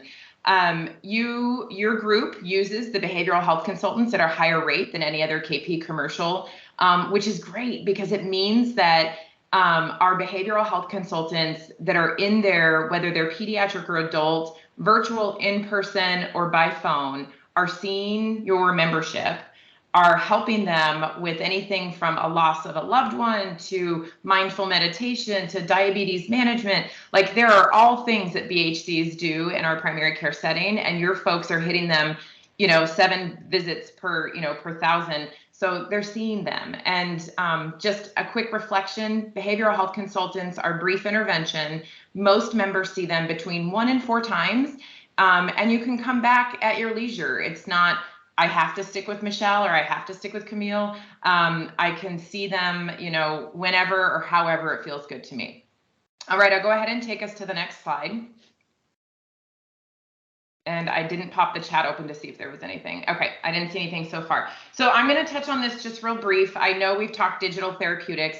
I want to also say up front, digital therapeutics are not meant to trump people who need therapy. So if you need therapy, we're not going to offer you a digital therapeutic in exchange for lack of access or challenges or struggles with access in therapy. Digital therapeutics are used in conjunction with seeking treatment, whether it's in the primary care setting or in our mental health space. I highlighted the Ginger there in the center. This is our newest application that we've put in our suite of services. It is available through our kp.org website. Everyone gets a 90-day subscription, and there is the ability to re-up after the 90 days. We are one of the higher performing regions. We've been offering Ginger text-based emotional support coaching for about a year now. And I just pulled some data this morning, and we have about 300 members that are hitting, as of recent, their 60 to 90 day timeframe, and 46% of them are saying their anxiety has improved, and then 42% of them are saying their depression has improved. So utilizing digital therapeutics in conjunction with any therapy or any interventions you're getting with a behavioral health consultant really is helping the member tap into all the resources that are available. The ones that you see on either side of Calm and My Strength, those are all what we would consider prescriptive digital therapeutics. So they are available to the membership. However, you do have to engage with a behavioral health consultant, a psychiatrist, a therapist, or some of the primary care providers, and they can prescribe you this digital therapeutic, whether it's cognitive-based therapy or mindful meditation. So just some options to put out there in front of you. Okay, I'm going to go ahead and take you to the next slide.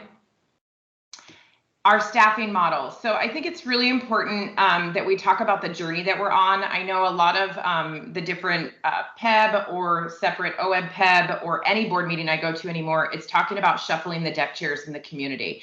So we're talking about when, you know, OHSU loses therapists, they're coming to me. When they come from me, they go into private practice. So I just want to be really transparent on our journey inside of KP, on where we are and how we're moving through this. So back in March, I decided I'm going to not just look at financial components of how many based on finance documents are working, but really how many do I have working in addition to how many am I hiring, in addition to how many are attriting out of my organization. So I can truly know the difference of how we're moving through and how we're getting net new providers inside of KP. Now, just remember, these providers are exclusive providers. They're not available to anyone who's not a KP member. You have to be a KP member in order to gain access to my 186.12 FTE, full-time employee therapists. But as you can see, the journey that we've been on, for every 10 I've hired, I've had months where I've had 6 that leave. 10 come on, 4 go off. I have people that have retirements coming clear through December. So I just wanted to bring and shed some light on, I'm not alone in this attrition and this deck chairs that are shuffling back and forth. But I think broader and strategically, we have to continue to look at provider retention, like Camille talked about. We have to look at diversity of our providers. And we have to really dig deep and figure out what our pipeline strategies are, how we stay connected to universities, how we get the students in, how we get the supervision for folks. I have 29 open positions today. I got pinged while I was sitting here that I've extended 2 additional offers. So the numbers are going up. So that makes me very excited. And one of them was actually a bilingual provider. So all good things are happening in time as we stay focused and maintain our commitment to enhancing our staffing model. Now, I know I'm getting really close to being out of time if I'm not just right at time. So I want to fast forward to the next slide. And I want to talk about what's changing, because what's really important to understand is that we hear you, we hear the membership, I read the comments, I've spent the time in the space, and we're making the marked change.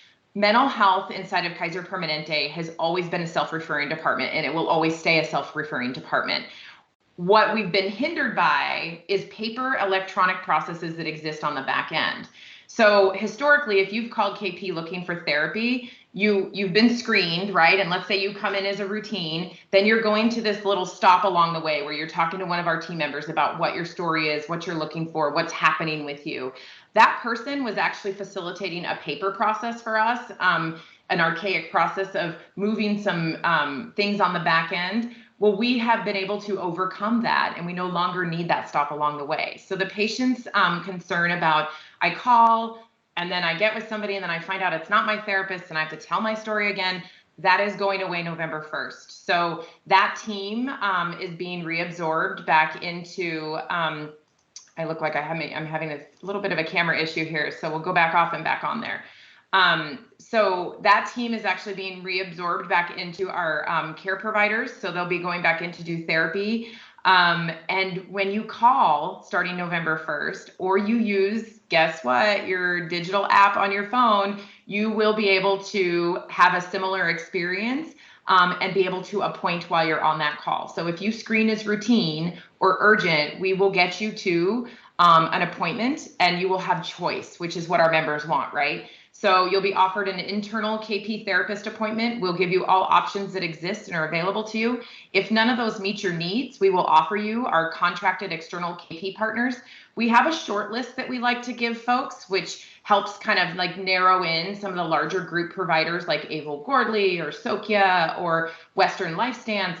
But the exciting thing is you have choice. And then the last thing that's changing is historically, we've needed you to come to us so we can push the paper pieces that are so just wildly not in connection with the century we're in. We don't need to do that anymore. So starting November 1st, members can use our contracted network providers without having to call KP. We always want you to pick us. We would love to have you inside. We know we provide the best integrated care experience here, but we also know that timely access to care is super important. And so members will be able to connect with community providers that we're contracted with. You can find them on the direct provider directory that Camille referred to, and we're always happy to provide a short list. And if you get stuck, everything that we're building today says call us back, we'll help you out.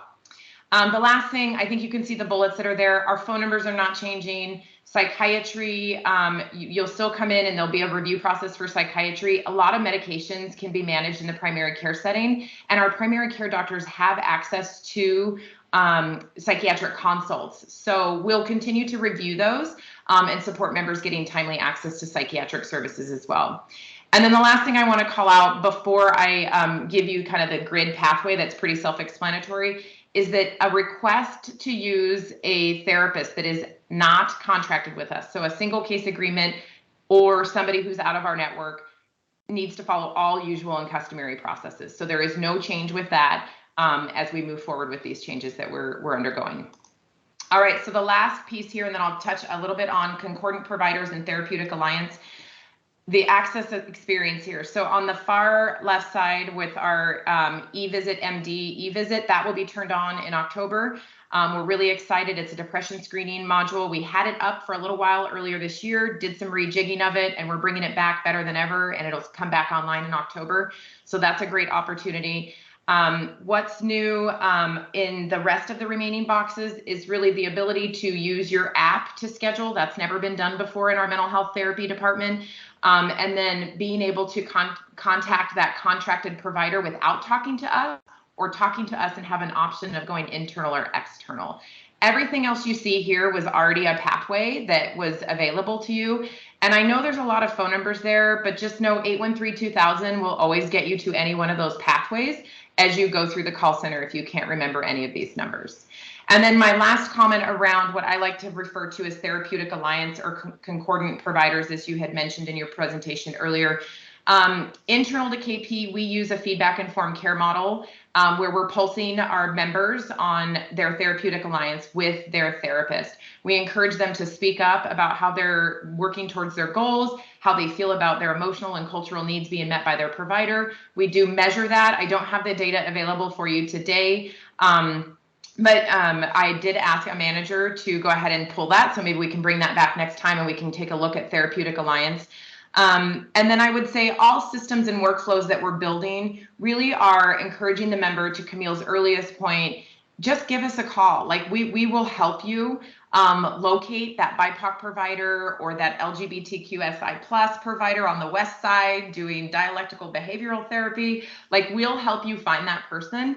But all in all, in mental health, addiction medicine, or behavioral health, you're not going to know that you have a therapeutic alliance until you get in with that provider. And just because you get there and it doesn't work doesn't mean that we want you to stop your treatment. We want you to tell us it's not working so we can help get you connected with somebody that will give you that meaningful connection so you can get the treatment you need and deserve. So with that, I will pause, open up for any questions, or pivot back to the team if we're over on time. My apologies.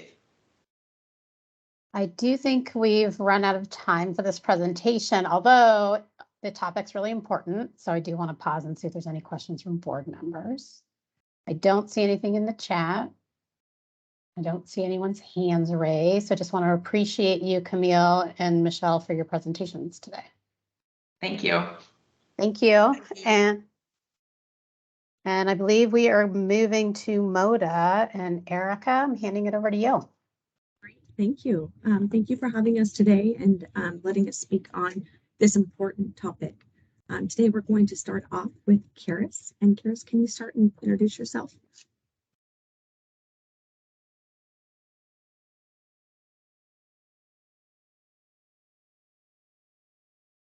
Good morning, everyone. Can you hear me? Yes. Okay, wonderful. Just wanted to make sure.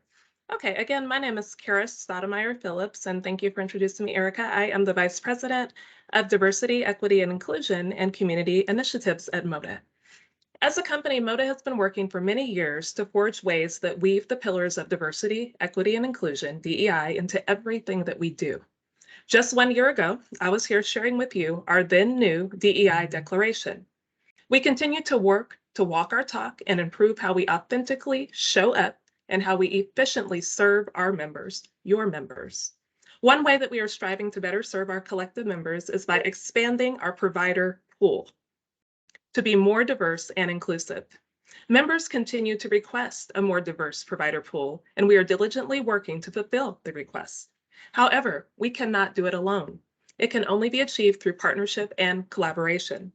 Our provider partners are being invited to share their demographic information with us that goes beyond their name and service location. We are offering providers the opportunity to share their race, ethnicity, languages spoken, gender, gender identity, and any specialized communities whom they serve. Our overall goal is to reduce health disparities. In the current workforce, diversity among physicians is limited, but mounting evidence suggests that when physicians and patients share the same race or ethnicity, improvements are made in time spent together, medication adherence, shared decision-making, wait times for treatment, screening adherence, patient understanding of health risk, patient perceptions, and treatment decisions. Enhanced demographic information is another tool for our members to feel confident as they choose a provider to care for their unique needs. Though there has been apprehension and resistance from providers to share the demographic information, we fully trust and believe that sharing demographic information will be received and utilized in a positive manner only, and not negatively with any ill intent. And there are studies that support this. We do hope that our providers choose to partner with us in sharing more about themselves with both current and potential patients. Now my colleagues will now share about our strategies to expand our provider diversity.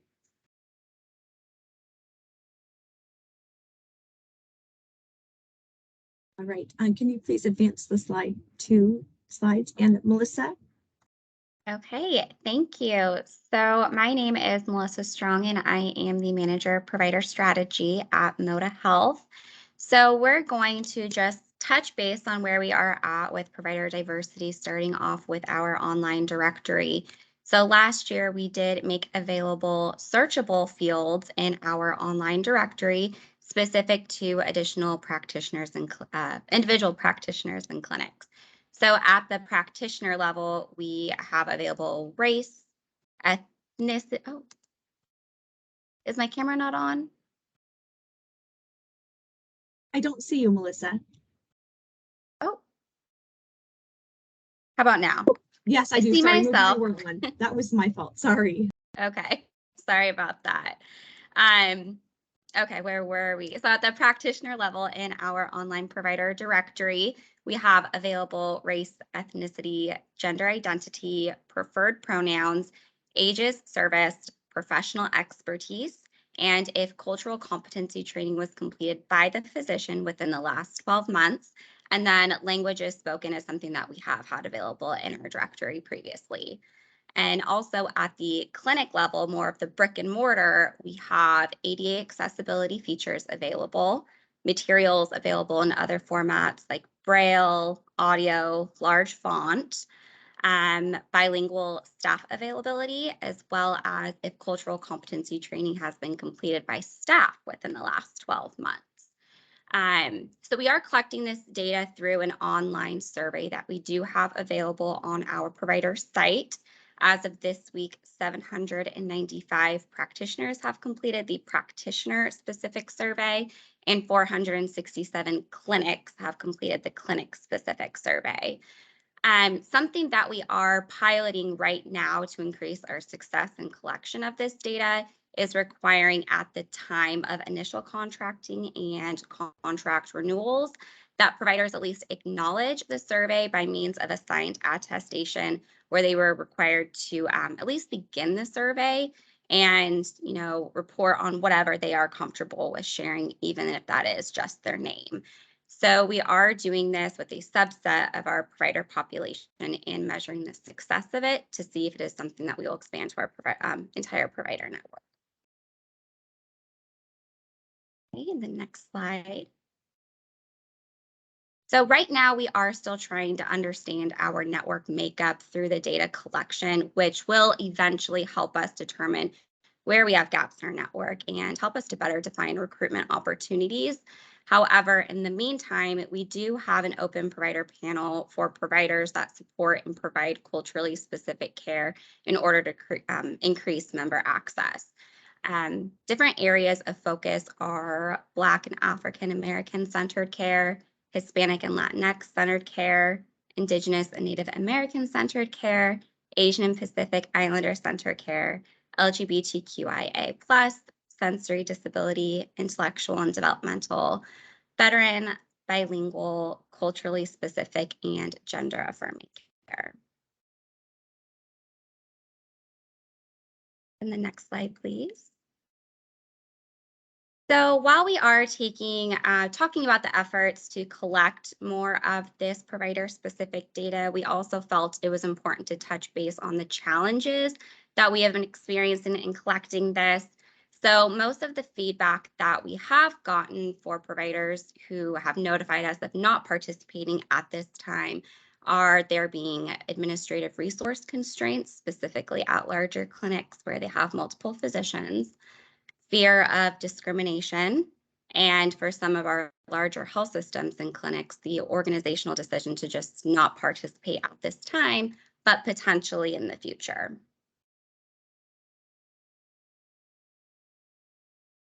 Okay, and then next slide, please. And then Dan, I think you are going to share more about this one. Yes, hi, thank you. I'm Dan Thoma. I'm the Director of Behavioral Health for Moda Health. And I just want to talk briefly about the experience of members when they're seeking care with a concordant provider.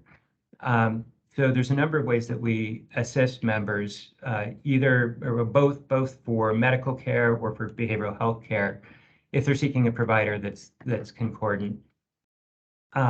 First of all, we're able to search for an in-network provider that matches that member's background. As Melissa mentioned, we can do that using our Find Care tool. But as she also mentioned, there's a lot of data that's not in that tool yet because the providers haven't given it to us yet. And so what we will do is we'll go online or we will ask if they know a provider. We'll look at pictures of providers, or we'll go to organizations that we know provide culturally specific care to ensure that we're able to connect that member with a provider that's concordant in background. Second thing that we do is that we will make network exceptions for members if they have found a particular provider with a concordant background and had difficulty finding a provider like that within our network. That's an automatic pass for us to approve a network exception so that that member can see that provider using their in-network level of benefits. We'll also use that as an opportunity then to try to recruit that provider to join our panel so that that provider can be already in network for the next member who is seeking care with them. The Moda 360 health navigators are a great resource for this. They become really familiar with the resources out there and providers. And so they're able to proactively help members find those concordant providers. And then, as I'll talk about a little bit more later in this presentation, with a new program we've begun called Behavioral Health 360, we're going to be able to actually take that to the next level and proactively follow up with members who are receiving behavioral health care after their initial appointment to make sure that they feel comfortable with that provider. So it's again a place where, as Christy mentioned earlier, the importance of that patient-centered communication comes in. We're not going to ask the member, hey, did your provider use patient-centered communication? But they will know based on their experience. Did they feel that connection with that provider? Did they feel comfortable? Were they put at ease? Did they feel listened to? And if that's not a good fit for the member, then we will go back to the drawing board and help them find a provider that is going to better meet their needs. As I mentioned, I'll talk more about this program a little bit later in the presentation, but I'm going to turn it back to Karis for a moment to speak a little bit more about diversity. Okay, I'm actually going to jump in here. Oh, that's Melissa. Sorry about that. No worries. So another area of focus for us is our roadmap in creating a more diverse provider network. So through our open provider panel and feedback from members is seeking diverse providers representing communities of color and the LGBTQIA community. We are also focusing on community partnerships for guidance. So our next slide, we will actually show different organizations that we are working with towards gaining partnerships. And also we are working on incorporating different provider types that are not currently in our commercial networks. A great example of where we have been successful in this area is behavioral health peer support specialists. So those are available in our provider network today. So we would like to use that as a model for incorporating other kinds of traditional health workers into our networks, but we do acknowledge that this may require unique projects to address billing issues or updating benefits to include these services and ensure that these providers have a smooth transition into our commercial networks.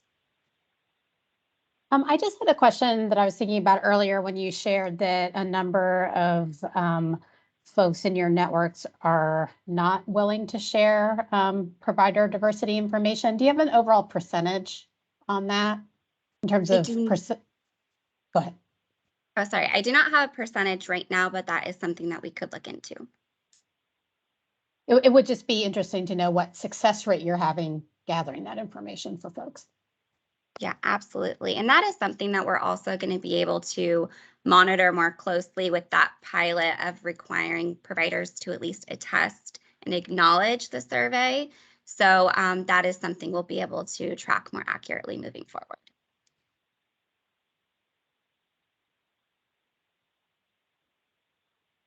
Okay. Great. And then, hey. So these are the different organizations that we are reaching out to help guide us in identifying gaps in care or community providers that we can incorporate into our provider networks to create greater access for our culturally diverse members. So there are some culturally specific community healthcare organizations here like Asian Health and Service Center or North by Northeast Community Health Clinic. And one of them, Virginia Garcia Memorial Health Foundation, is actually a provider that we are contracted with today. So that's somebody that we can definitely leverage their knowledge with. There's also some nonprofit organization partners here that we have identified as potential partners in this collaborative effort as well.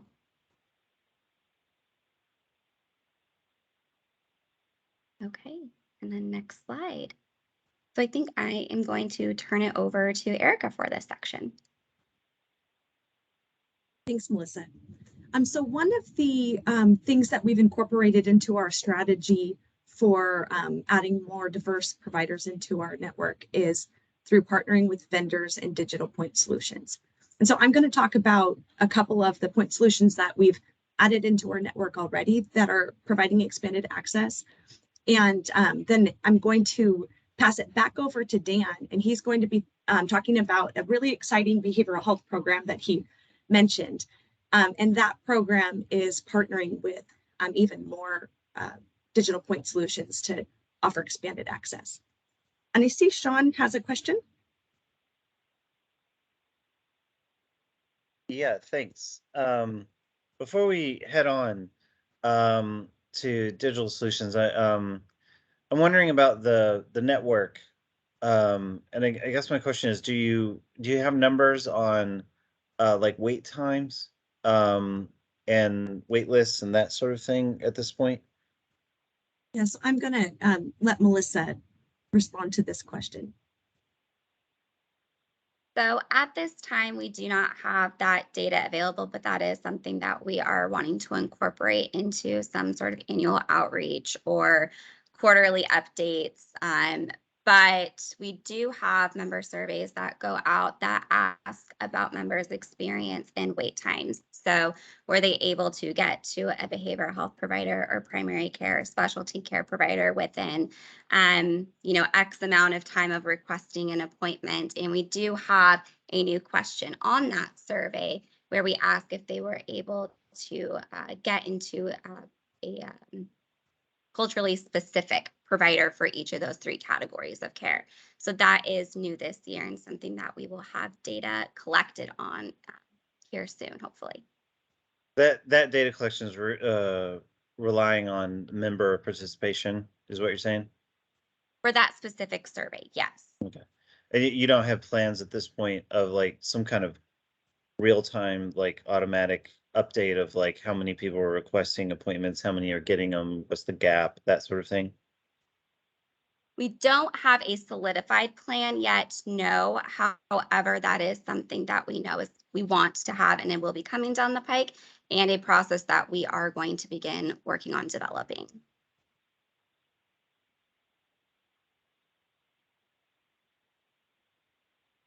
Great, thanks, Melissa, and thanks, Sean. So one of the point solutions that we have incorporated into our network already is Maru Health. And that is an online 12-week program that addresses anxiety, depression, and burnout. And Maru, nationwide, 1/3 of their providers are from a diverse background.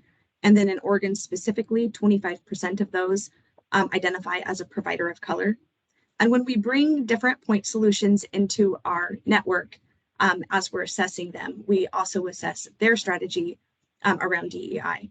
And so with Maru, they screen candidates for cultural competency and cultural humility awareness. They require a minimum of 6 hours of cultural competency training for their providers. They have an internal training, education, and clinical consultation. And then they have a specific staff position that addresses diversity, equity, inclusion, and belonging among their providers. So next slide. Thanks, Rose. Another digital point solution we've incorporated is Cirrus MD, and this is a text-first app that members can use to access a provider 24/7, and it does consist of nationwide providers. It's an app on your phone. I've used this actually several times, and it's fabulous, and I'm always surprised at how quickly a provider comes on. And so the way it works is you open the app, you start a chat, and then within literally a minute, a provider comes on.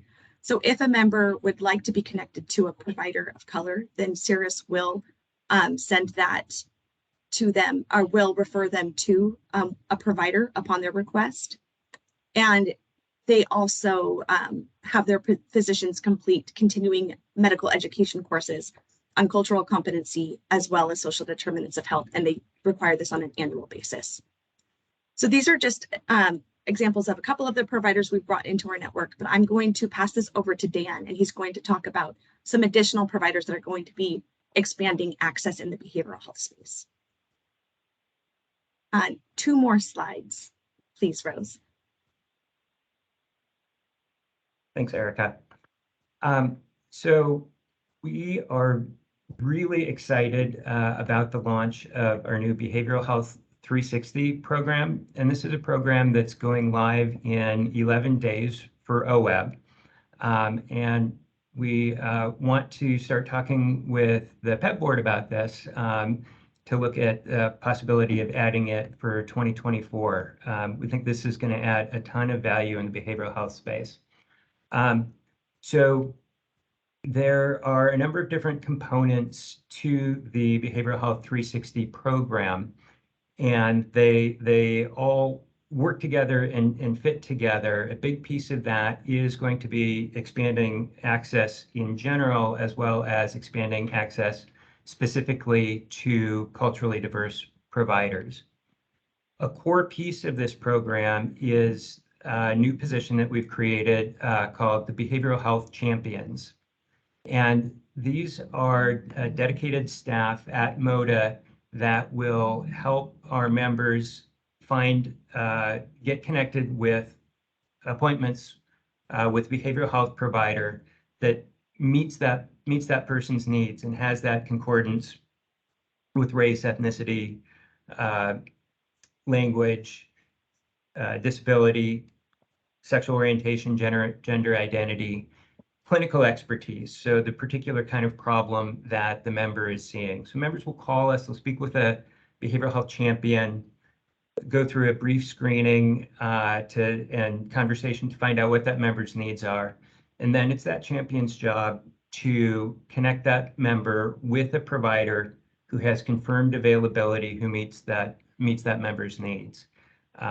As we are painfully aware, access to behavioral health services has been really, really challenging even prior to the pandemic, but even more so since the beginning of the pandemic. And this position is really going to address that need and take the pain out of looking for a provider. So when you're in emotional pain and mental distress, you don't need the additional stress of having to find a provider. So this will take that burden off of members. A couple of additional pieces then, the champion will then follow up with the member after that first appointment to check with the member's experience of that appointment. So again, this is where that patient-centered communication comes in so crucially. If the member didn't feel like they connected or didn't feel like the provider is going to be a good fit for them, rather than just giving up on care, as is the common experience now, we're going to be able to go back to the drawing board and work with that member to find a provider who's going to be a better fit. A further piece that the champions will be able to provide is following up again with the member after 4 to 6 weeks of treatment. The literature shows that you should be experiencing significant clinical improvement, measurable improvement by that 4 to 6 week mark. And if improvement isn't happening by then, that's a treatment episode that's really in trouble.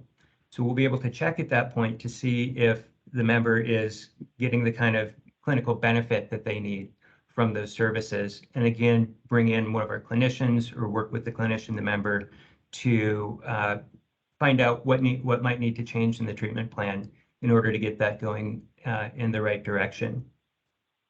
And then finally, they'll also be able to assess members and assist them with social determinants of health that might be getting in the way of their clinical progress. Let's go to the next slide. So just a quick walk through what the new member experience will look and feel like with this program. Member can call or they can log on through their member dashboard, or soon to be member console. Go through that screening and decision support tool, either with the behavioral health champion on the phone or do that on their own online. Identify our best fit provider resources and get that appointment scheduled. And that will happen in some cases. We can get that done right away during that call, or in other cases, the champion may need to do some research. They may need to make phone calls to providers or reach out to providers to see who's got the availability to see that member. So they will get that appointment with confirmed availability, get that scheduled, then follow up with the member after that first appointment to confirm the goodness of fit, and then follow up once again to make sure that treatment is working. At any point in that, we'll bring in additional resources to bear to make sure that things are moving in the right direction. Go ahead to the next slide. So one of our key partners in this is Spring Health, which is a new relationship that we're bringing on, looking at digital behavioral health providers, as well as looking at ways to bring feedback-informed treatment or outcome-informed care to our members. We landed with Spring Health. We were super impressed with the quality, the access, and the integration of how they use outcome-informed care, how they use all of the tools available to ensure a quality patient experience, as well as with the diversity of their panel. So 30+ languages, LGBTQ+ support readily available. 47% of their providers identify as BIPOC, lots of after-hours appointment, and they're getting people in within 1.5 business days on average for new services. Additionally, they've been very proactive about making sure that their services meet the web content accessibility guidelines. So this is going to be a new relationship for us. It's going live on October 1st, again for OEB at this point. really excited to move this forward and talk with you about potentially adding that in 2024. Let's go ahead to the next slide. Another piece that we're doing as part of this Behavioral Health 360 is specifically geared towards children with developmental disabilities and autism spectrum disorder. What we did with this program is worked with a provider who is in our network offering ABA that we considered best in class, who also is actually the clinical director for Gemini Systems, which is a discrete video modeling program for kids with developmental disabilities. And what this does is it uses technology to bring these services to places where, in many cases, they're not available. For example, if you are in Southeastern Oregon and needing applied behavior analysis, that's pretty difficult thing to do, but because it's digitally enabled, it's available regardless of location. And kids will use these video modeling modules to develop both language skills as well as broaden their behavioral repertoire. So we're very excited about bringing this one on as well.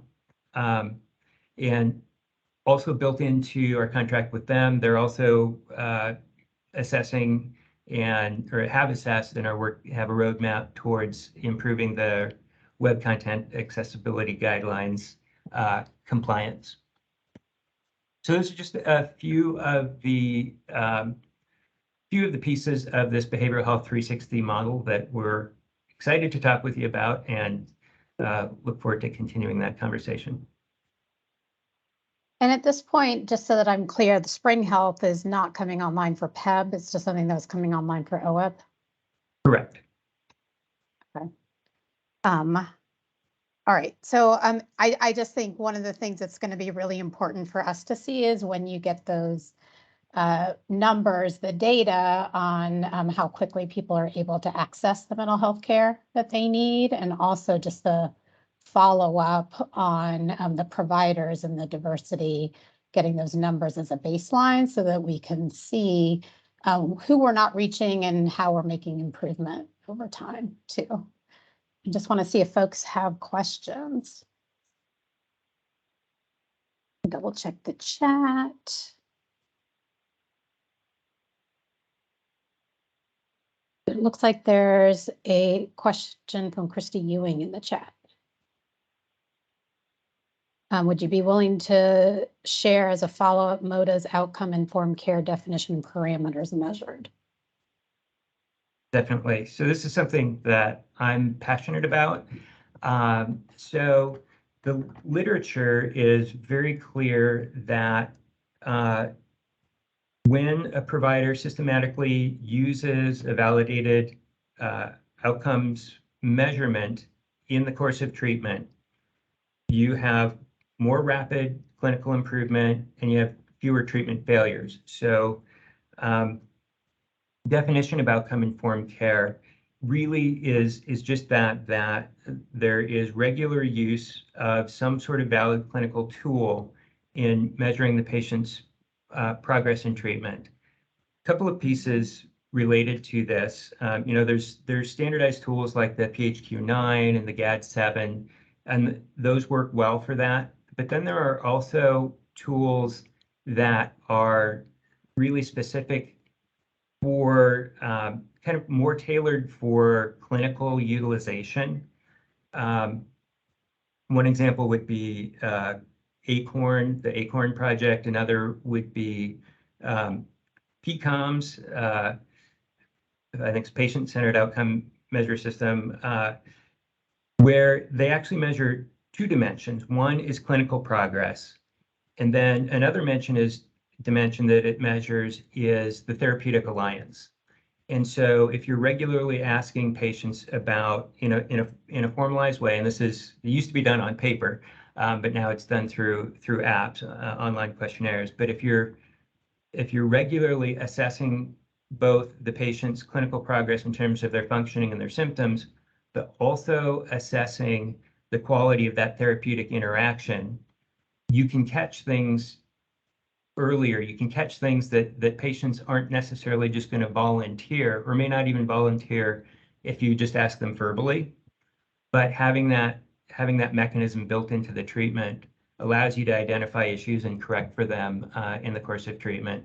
And that's what leads to both to the faster clinical progress and fewer clinical failures. Thanks, Dan.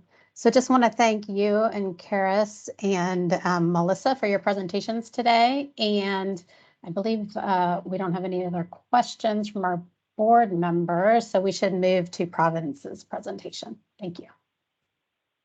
And I believe it's Melissa Top who's presenting and Darcy White. Hi, yes, we're happy to be here. I'm Darcy White. I'm the Director of Provider Relations and Behavioral Health Network. We'll jump right in so we don't keep you too long. If we could move to the next slide, please. We'll review this in a few different formats, but we'll start with our current state. We've been requesting member data for a while now, and we have 83% of members from PEBB specifically, where we have race being collected. And moving to the next slide, also ethnicity. And then to the next slide. And language. Then we've also been, from our perspective, looking at network adequacy. We want to match our provider network to our members and our members' needs and desires. So we're collecting information on both sides. If we could move to the next slide. We started in January of 2020 sending out practitioner questionnaires to all of our providers as we credential and then also re-credential them. We've sent it multiple times to single providers because we would like them to return it, but they're not, as other organizations have said already, they're not always particularly willing to share specific personal data about themselves. Currently, we have a 42% response rate. We'd really like to get to 65%, but at 42%, we're getting some good data. It's interesting that by provider type, we're getting about the same amount of response. PCPs are at 44%, behavioral health specifically at 40%, and specialty care physical health at 42%. We have overwhelmingly a language spoken other than English is Spanish in our network right now. And then you can see here the language is spoken by more than 25 providers. So Spanish quickly followed by French and Russian. We also look at competencies both from a behavioral health specific perspective for clinical focus. So behavioral health competencies from a clinical focus perspective, LGBTQ plus response as well as specific to transgender. But then community competencies, which is a lived and learned or learned competency. We look at it from that perspective as well, so you can see those percentages. Then we also ask our providers if they identify with the LGBTQ plus community as a member of that community or not. There is multiple other things that we check on that questionnaire, but these are just some of the highlights. And then to the next slide, please. Thank you, Rose. We've allowed certain drop-downs in our provider directory to be more specific to the personal characteristics and attributes of the provider that they may be choosing. This is what we have currently specific to this, but the more data that we get, the more we'll be able to enhance these drop-downs and offer more. So as we get more information from our provider community, as informed by our member community requirements and requests, then we'll continue to update this provider directory. Okay, next slide, please, Rose. We've been focusing specifically on this for the last several years, but particularly the last couple of years, always pushing to enhance our ability to recruit providers. We used to focus recruitment or measure of network adequacy on both a member to provider type ratio as well as the geo access. So how many miles is the nearest particular specialty from a member's home zip code, for example. Now, all of the DEI information, all of the personal characteristics and attributes are weighing just as heavily. So we may have enough podiatrists, for example, or counselors in a particular geographic region, but we're looking specifically, do we have those counselors that speak another language? Are they offering a different perspective? I really appreciated what Camille was saying early in the presentation about cultural humility and really looking at things from that perspective. That really resonated with me. So as I mentioned, we're gathering the DEI through our credentialing process. Doing it frequently, it comes through as well via a CAQH or an OPCA application. Sean, you have a question? Yeah, and I think the last time we talked about this, I asked it, but this ensuring members can access thing in the GIS location. What we're missing here is whether the provider is currently taking new patients, right? We do have that, yes. We reach out to our providers every quarter to ask them specifically. We ask them to please update our directory. As you can imagine, as a provider on their network, they're being asked by every insurance company to do the same. So it's a lot to remember to go in, but we do try and we remind them, encourage them, ask them on a quarterly basis at least. Plus, when our our customer service teams, if they get any information from a member that suggests a provider says they're open, but they're not taking new patients, then we'll reach out from PR and behavioral health to confirm that and get it changed in the directory. How would a member relay that information to you? They just call customer service and they let us know any inaccuracies that they see in the directory. That comes to us from a couple of different ways too. Members might call customer service. Our clinical staff might hear it or experience it themselves as they're working with members. Any kind of thing that shows differently in our directory.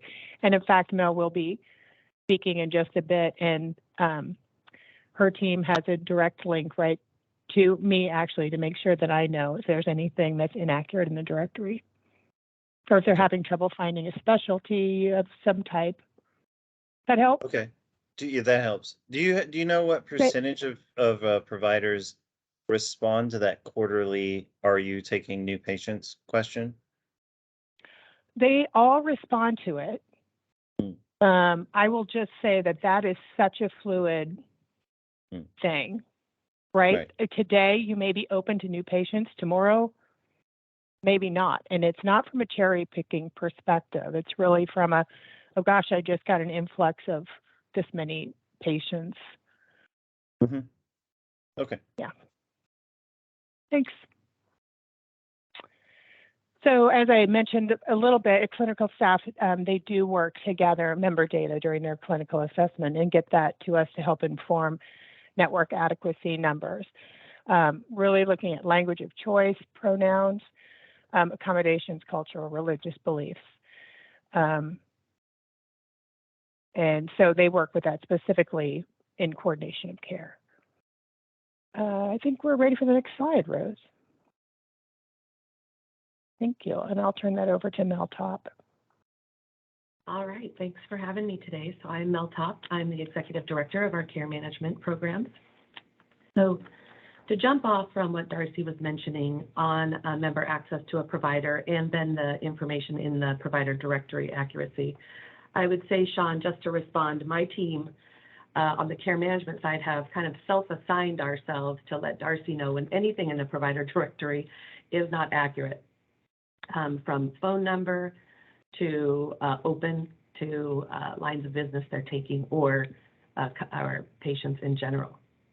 So for the PEBB member experience, what you see here is our customer service or our provider directory self-guided. So a member can go to the website, look at the provider directory, or they can call customer service and get a list or a compilation of providers that they are looking for. If a member is in a place to do this search themselves, then they do that search. If that search doesn't work out, we will hear back from them saying, hey, the list of providers that you gave me isn't working.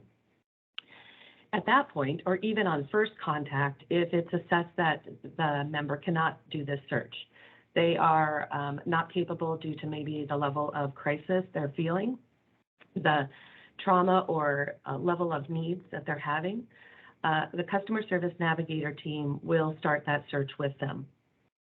And in that, it is a guided search with the member to say, okay, here's 6, 7, 8 providers that are open and willing.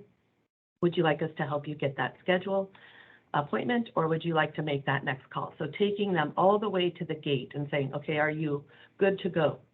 And members will likely say yes or nope, I need further assistance. If they say yes, and they get to the provider and it turns out they can't find an appointment that meets their needs, they will likely call back and again be brought back to the customer service navigator. When that doesn't work, we have an escalation to our clinical care management, clinical support team over on my team. And this can be a very fluid process. This can happen one call, one transfer, or it could essentially be a member who wants to self-guide and then it turns assisted. Assisted care management for provider searches includes all of the nuances of a member's preference, a member's schedule, the ability to schedule, the ability to make those phone calls and get that appointment scheduled. Again, there's different levels of ability based on a fluid moment in time for any member. So we do know that when we can get the right provider for our members, their adherence to care is much higher. When you're comfortable with your provider, you connect with your provider, you are more willing to manage your treatment plan and stay on the care plan with your provider. So guided navigation to self-help tools, as well as providers with specific geolocations, race, language, appointment setting, evenings, weekends, etc., can all be handheld completely to time of appointment through this pathway. We can go on to the next slide. Our behavioral health programs also run the gamut from a low severity or a self-guided intervention to, of course, the highest severity, highest acuity, which is 24/7 crisis line, which we manage in our care management department.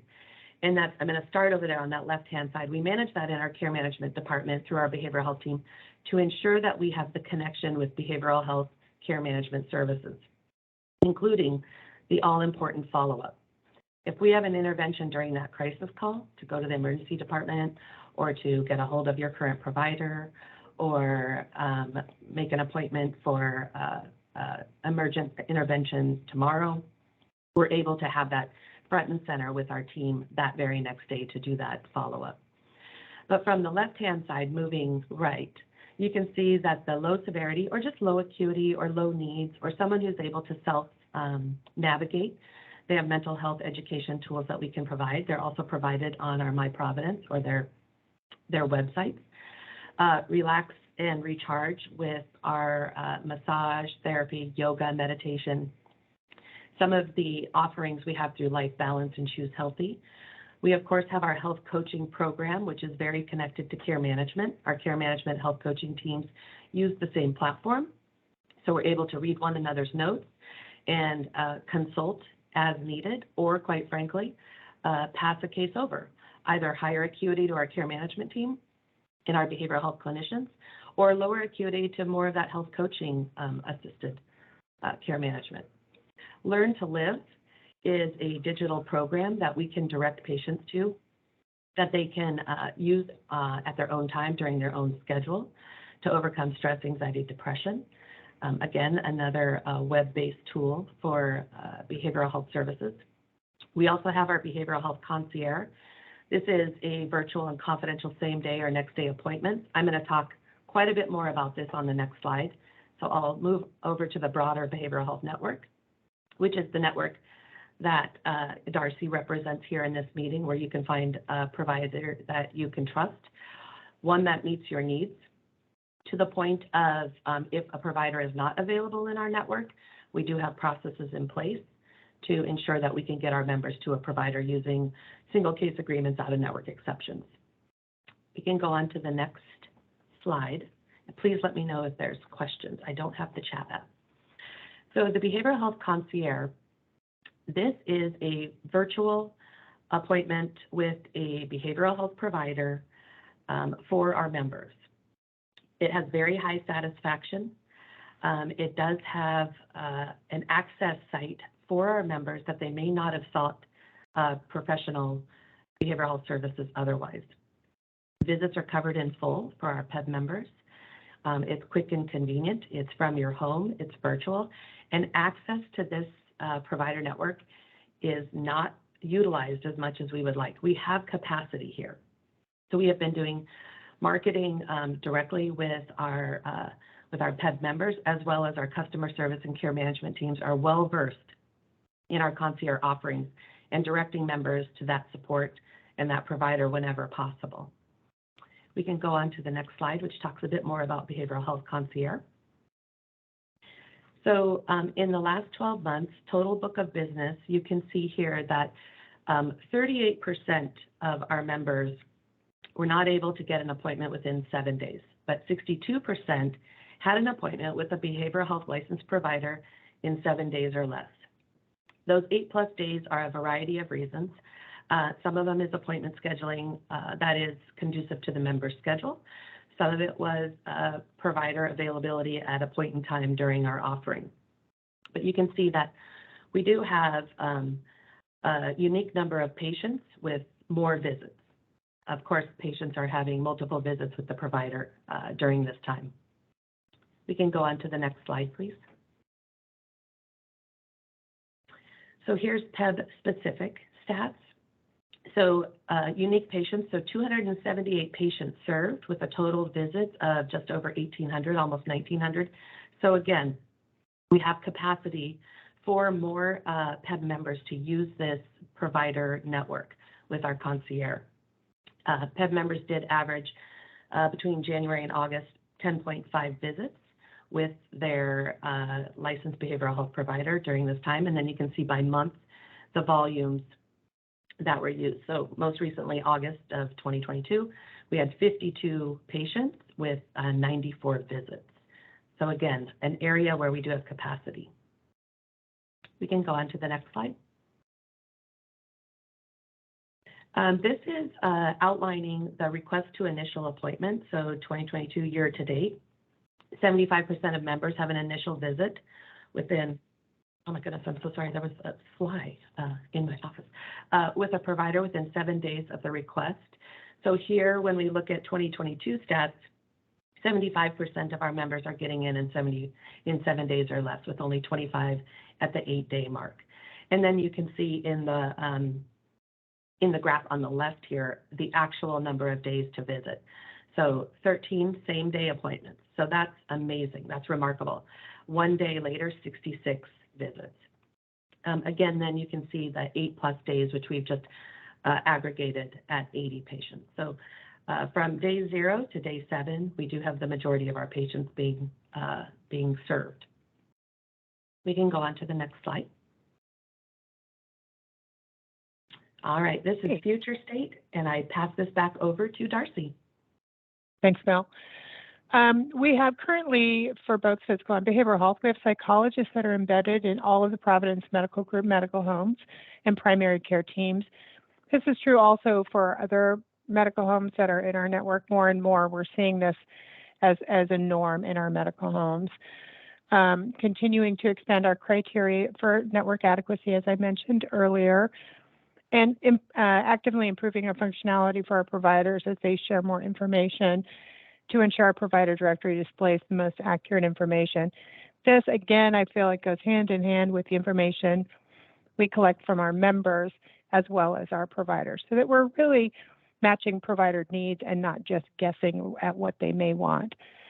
For behavioral health specifically, we're focusing our recruitment efforts on our currently out-of-network providers that are seeing members today. So we're actively recruiting them. We're also reviewing disruption reports for new members that have come on with Providence Health Plan, and their provider may not be in our network. And we're actively reaching out with letters of introduction, as well as a contract agreement. And as long as they meet our foundational criteria, we'll be bringing them in network as well. We've been implementing best-in-class behavioral telehealth providers and programs for the immediate improvement of access and availability. And Mel just talked a little bit about that. As you're all aware, Oregon has had an issue with access to appropriate behavioral health for many, many years. I've been in direct care, was in direct care from the early 80s in behavioral health. And things started changing in the 90s. And today we rank 48, 49, 50, depending on the year, in the entire country for access. So everybody's struggling with finding different and unique ways to meet folks' need for this service. Let's move to the next slide. Thank you. And these are some of the tools. Mel already mentioned this, but currently live is the Learn to Live, which is the digital, essentially digital CBT program. Equip is a eating-based disorders program for folks to use at home. We're working on a national agreement with Talkspace for virtual counseling, and also working currently for Charlie Health, which is personalized telehealth programs for teens and young adults. We have that locally, and we're working to expand that on a national level. And I think next slide, please, Rose. Thank you. Mel? All right. Yes, thanks, Darcy. So 1/1/23, we are super excited to announce that we are launching our Providence Pathfinder services. PEBB will be our only customer for this as we launch this for our membership. We will be using True Health Guides to provide PEBB with a level of service that brings the best of the best together. So from our customer service team, we will have designated staff who will be answering the incoming calls and questions of our PEBB membership. And there will be a single point of a single pathway between our customer service or our lower acuity caregivers to our higher acuity caregivers, our behavioral health clinicians, through this process, all using designated staff that will be available to that phone line, a designated and dedicated phone line for this program, as well as then specially trained staff who will be aware of all of the PEBB offerings, including not only healthcare and benefit structures in place for them to take advantage of, but also the community offerings, the employee assistance programs, the initiatives and pilots and offerings that PEBB offers to all of their employees. So the Pathfinder service will be using True Health Guides to manage this, and our True Health Guides will be advanced trained customer service navigators, as well as advanced trained clinical support coordinators in care management. And then that will triage as needed based on the acuity of the member's question or situation. We can go to the next slide, please. So what this looks like in a visual. So what we're doing is we're simplifying that journey. So on the slide that I spoke of before, where you call customer service, and then you might call back, this is wrapping that entire process into one Pathfinder service, so that these members will call in and have their True Health Guides. And this True Health Guide will be a team of clinicians based on the acuity of the member. What we've discovered is based on the complexity of the question being asked, or maybe not the complexity, there's more behind that question that we need to be addressing every time our members call. So this is a way for our team to understand those additional questions we're going to be asking. It's easy access for our members, so one call, one click. And then the goal is that the member is either one call resolution or one transfer resolution. So when we get a hold of them, we are able to resolve their needs within one call or one transfer. So we'll be using personalized support that is very knowledgeable about the benefits, claims, and coverage of our PEBB members, introduction to convenient telehealth and virtual care, which we spoke of here, extensive behavioral health support trained, including our crisis management. Again, additional training for our caregivers here to understand not only the healthcare benefits and the benefits that we have at our fingertips, but also those other benefits that PEBB members have. Identifying, resolving barriers to care, and quite frankly, without the member having to spell it out for us, and especially to 3 or 4 different people. We should be able to do our assessment, and within that assessment, we're asking the right questions to understand what the primary need is, what the member's priority need is, and how we can get to goal. So additionally, we will have triage to our other specialists in pharmacy, as well as, of course, our clinical behavioral health team for members needing more support in that space of care management. So you can see at the bottom, the navigating healthcare can be complex. We are trying to make that complex navigation an ease for our members, where we can take on the brunt of that complexity and they can walk with us. And then this Pathfinder program is meant, again, to keep it simple. So the member calls us, they don't have to call back, they don't have to call again. We have connected with them, we've engaged them. They have their True Health Guide here at Providence, and they can call that True Health Guide throughout the year. This isn't a one and done. Once you connect with your True Health Guide, you can call your True Health Guide whenever you would like, and they will be available to you. And again, triage support services will occur as the acuity of the ask is assessed. We can go on to the next slide, and I think that that is our presentation. So any questions we are willing to take. Great, thanks so much, Mel and Darcy. I know we're running out of time. I do want to make sure if board members have questions, they can ask them. And I don't see any questions in the chat. There aren't any hands raised. So thank you both. Well, thank you. And just want to appreciate the carriers sharing updates. This is definitely an area that we're going to continue to be leaning into, and we're going to continue to ask for updates along the way. There's a lot of progress that has both been made and needs to be made, and we know that the carriers are in different places in this work, in this journey, that we have a lot of work to do. I think Dawn said it earlier, but just around how do we lift up groups that have not received the care that they've needed to receive, and that has meant huge health disparities over time. And so this is not the kind of work that we're just going to find a quick solution to. We're just going to have to keep working with our carriers and all of our partners on it. So thank you. And at this moment, I'm going to check in with Rose to see if we have any public comment. No, Siobhan, there's no public comment.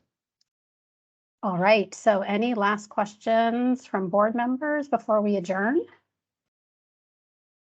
Right, we are adjourning at 12:32. Thank you, everyone.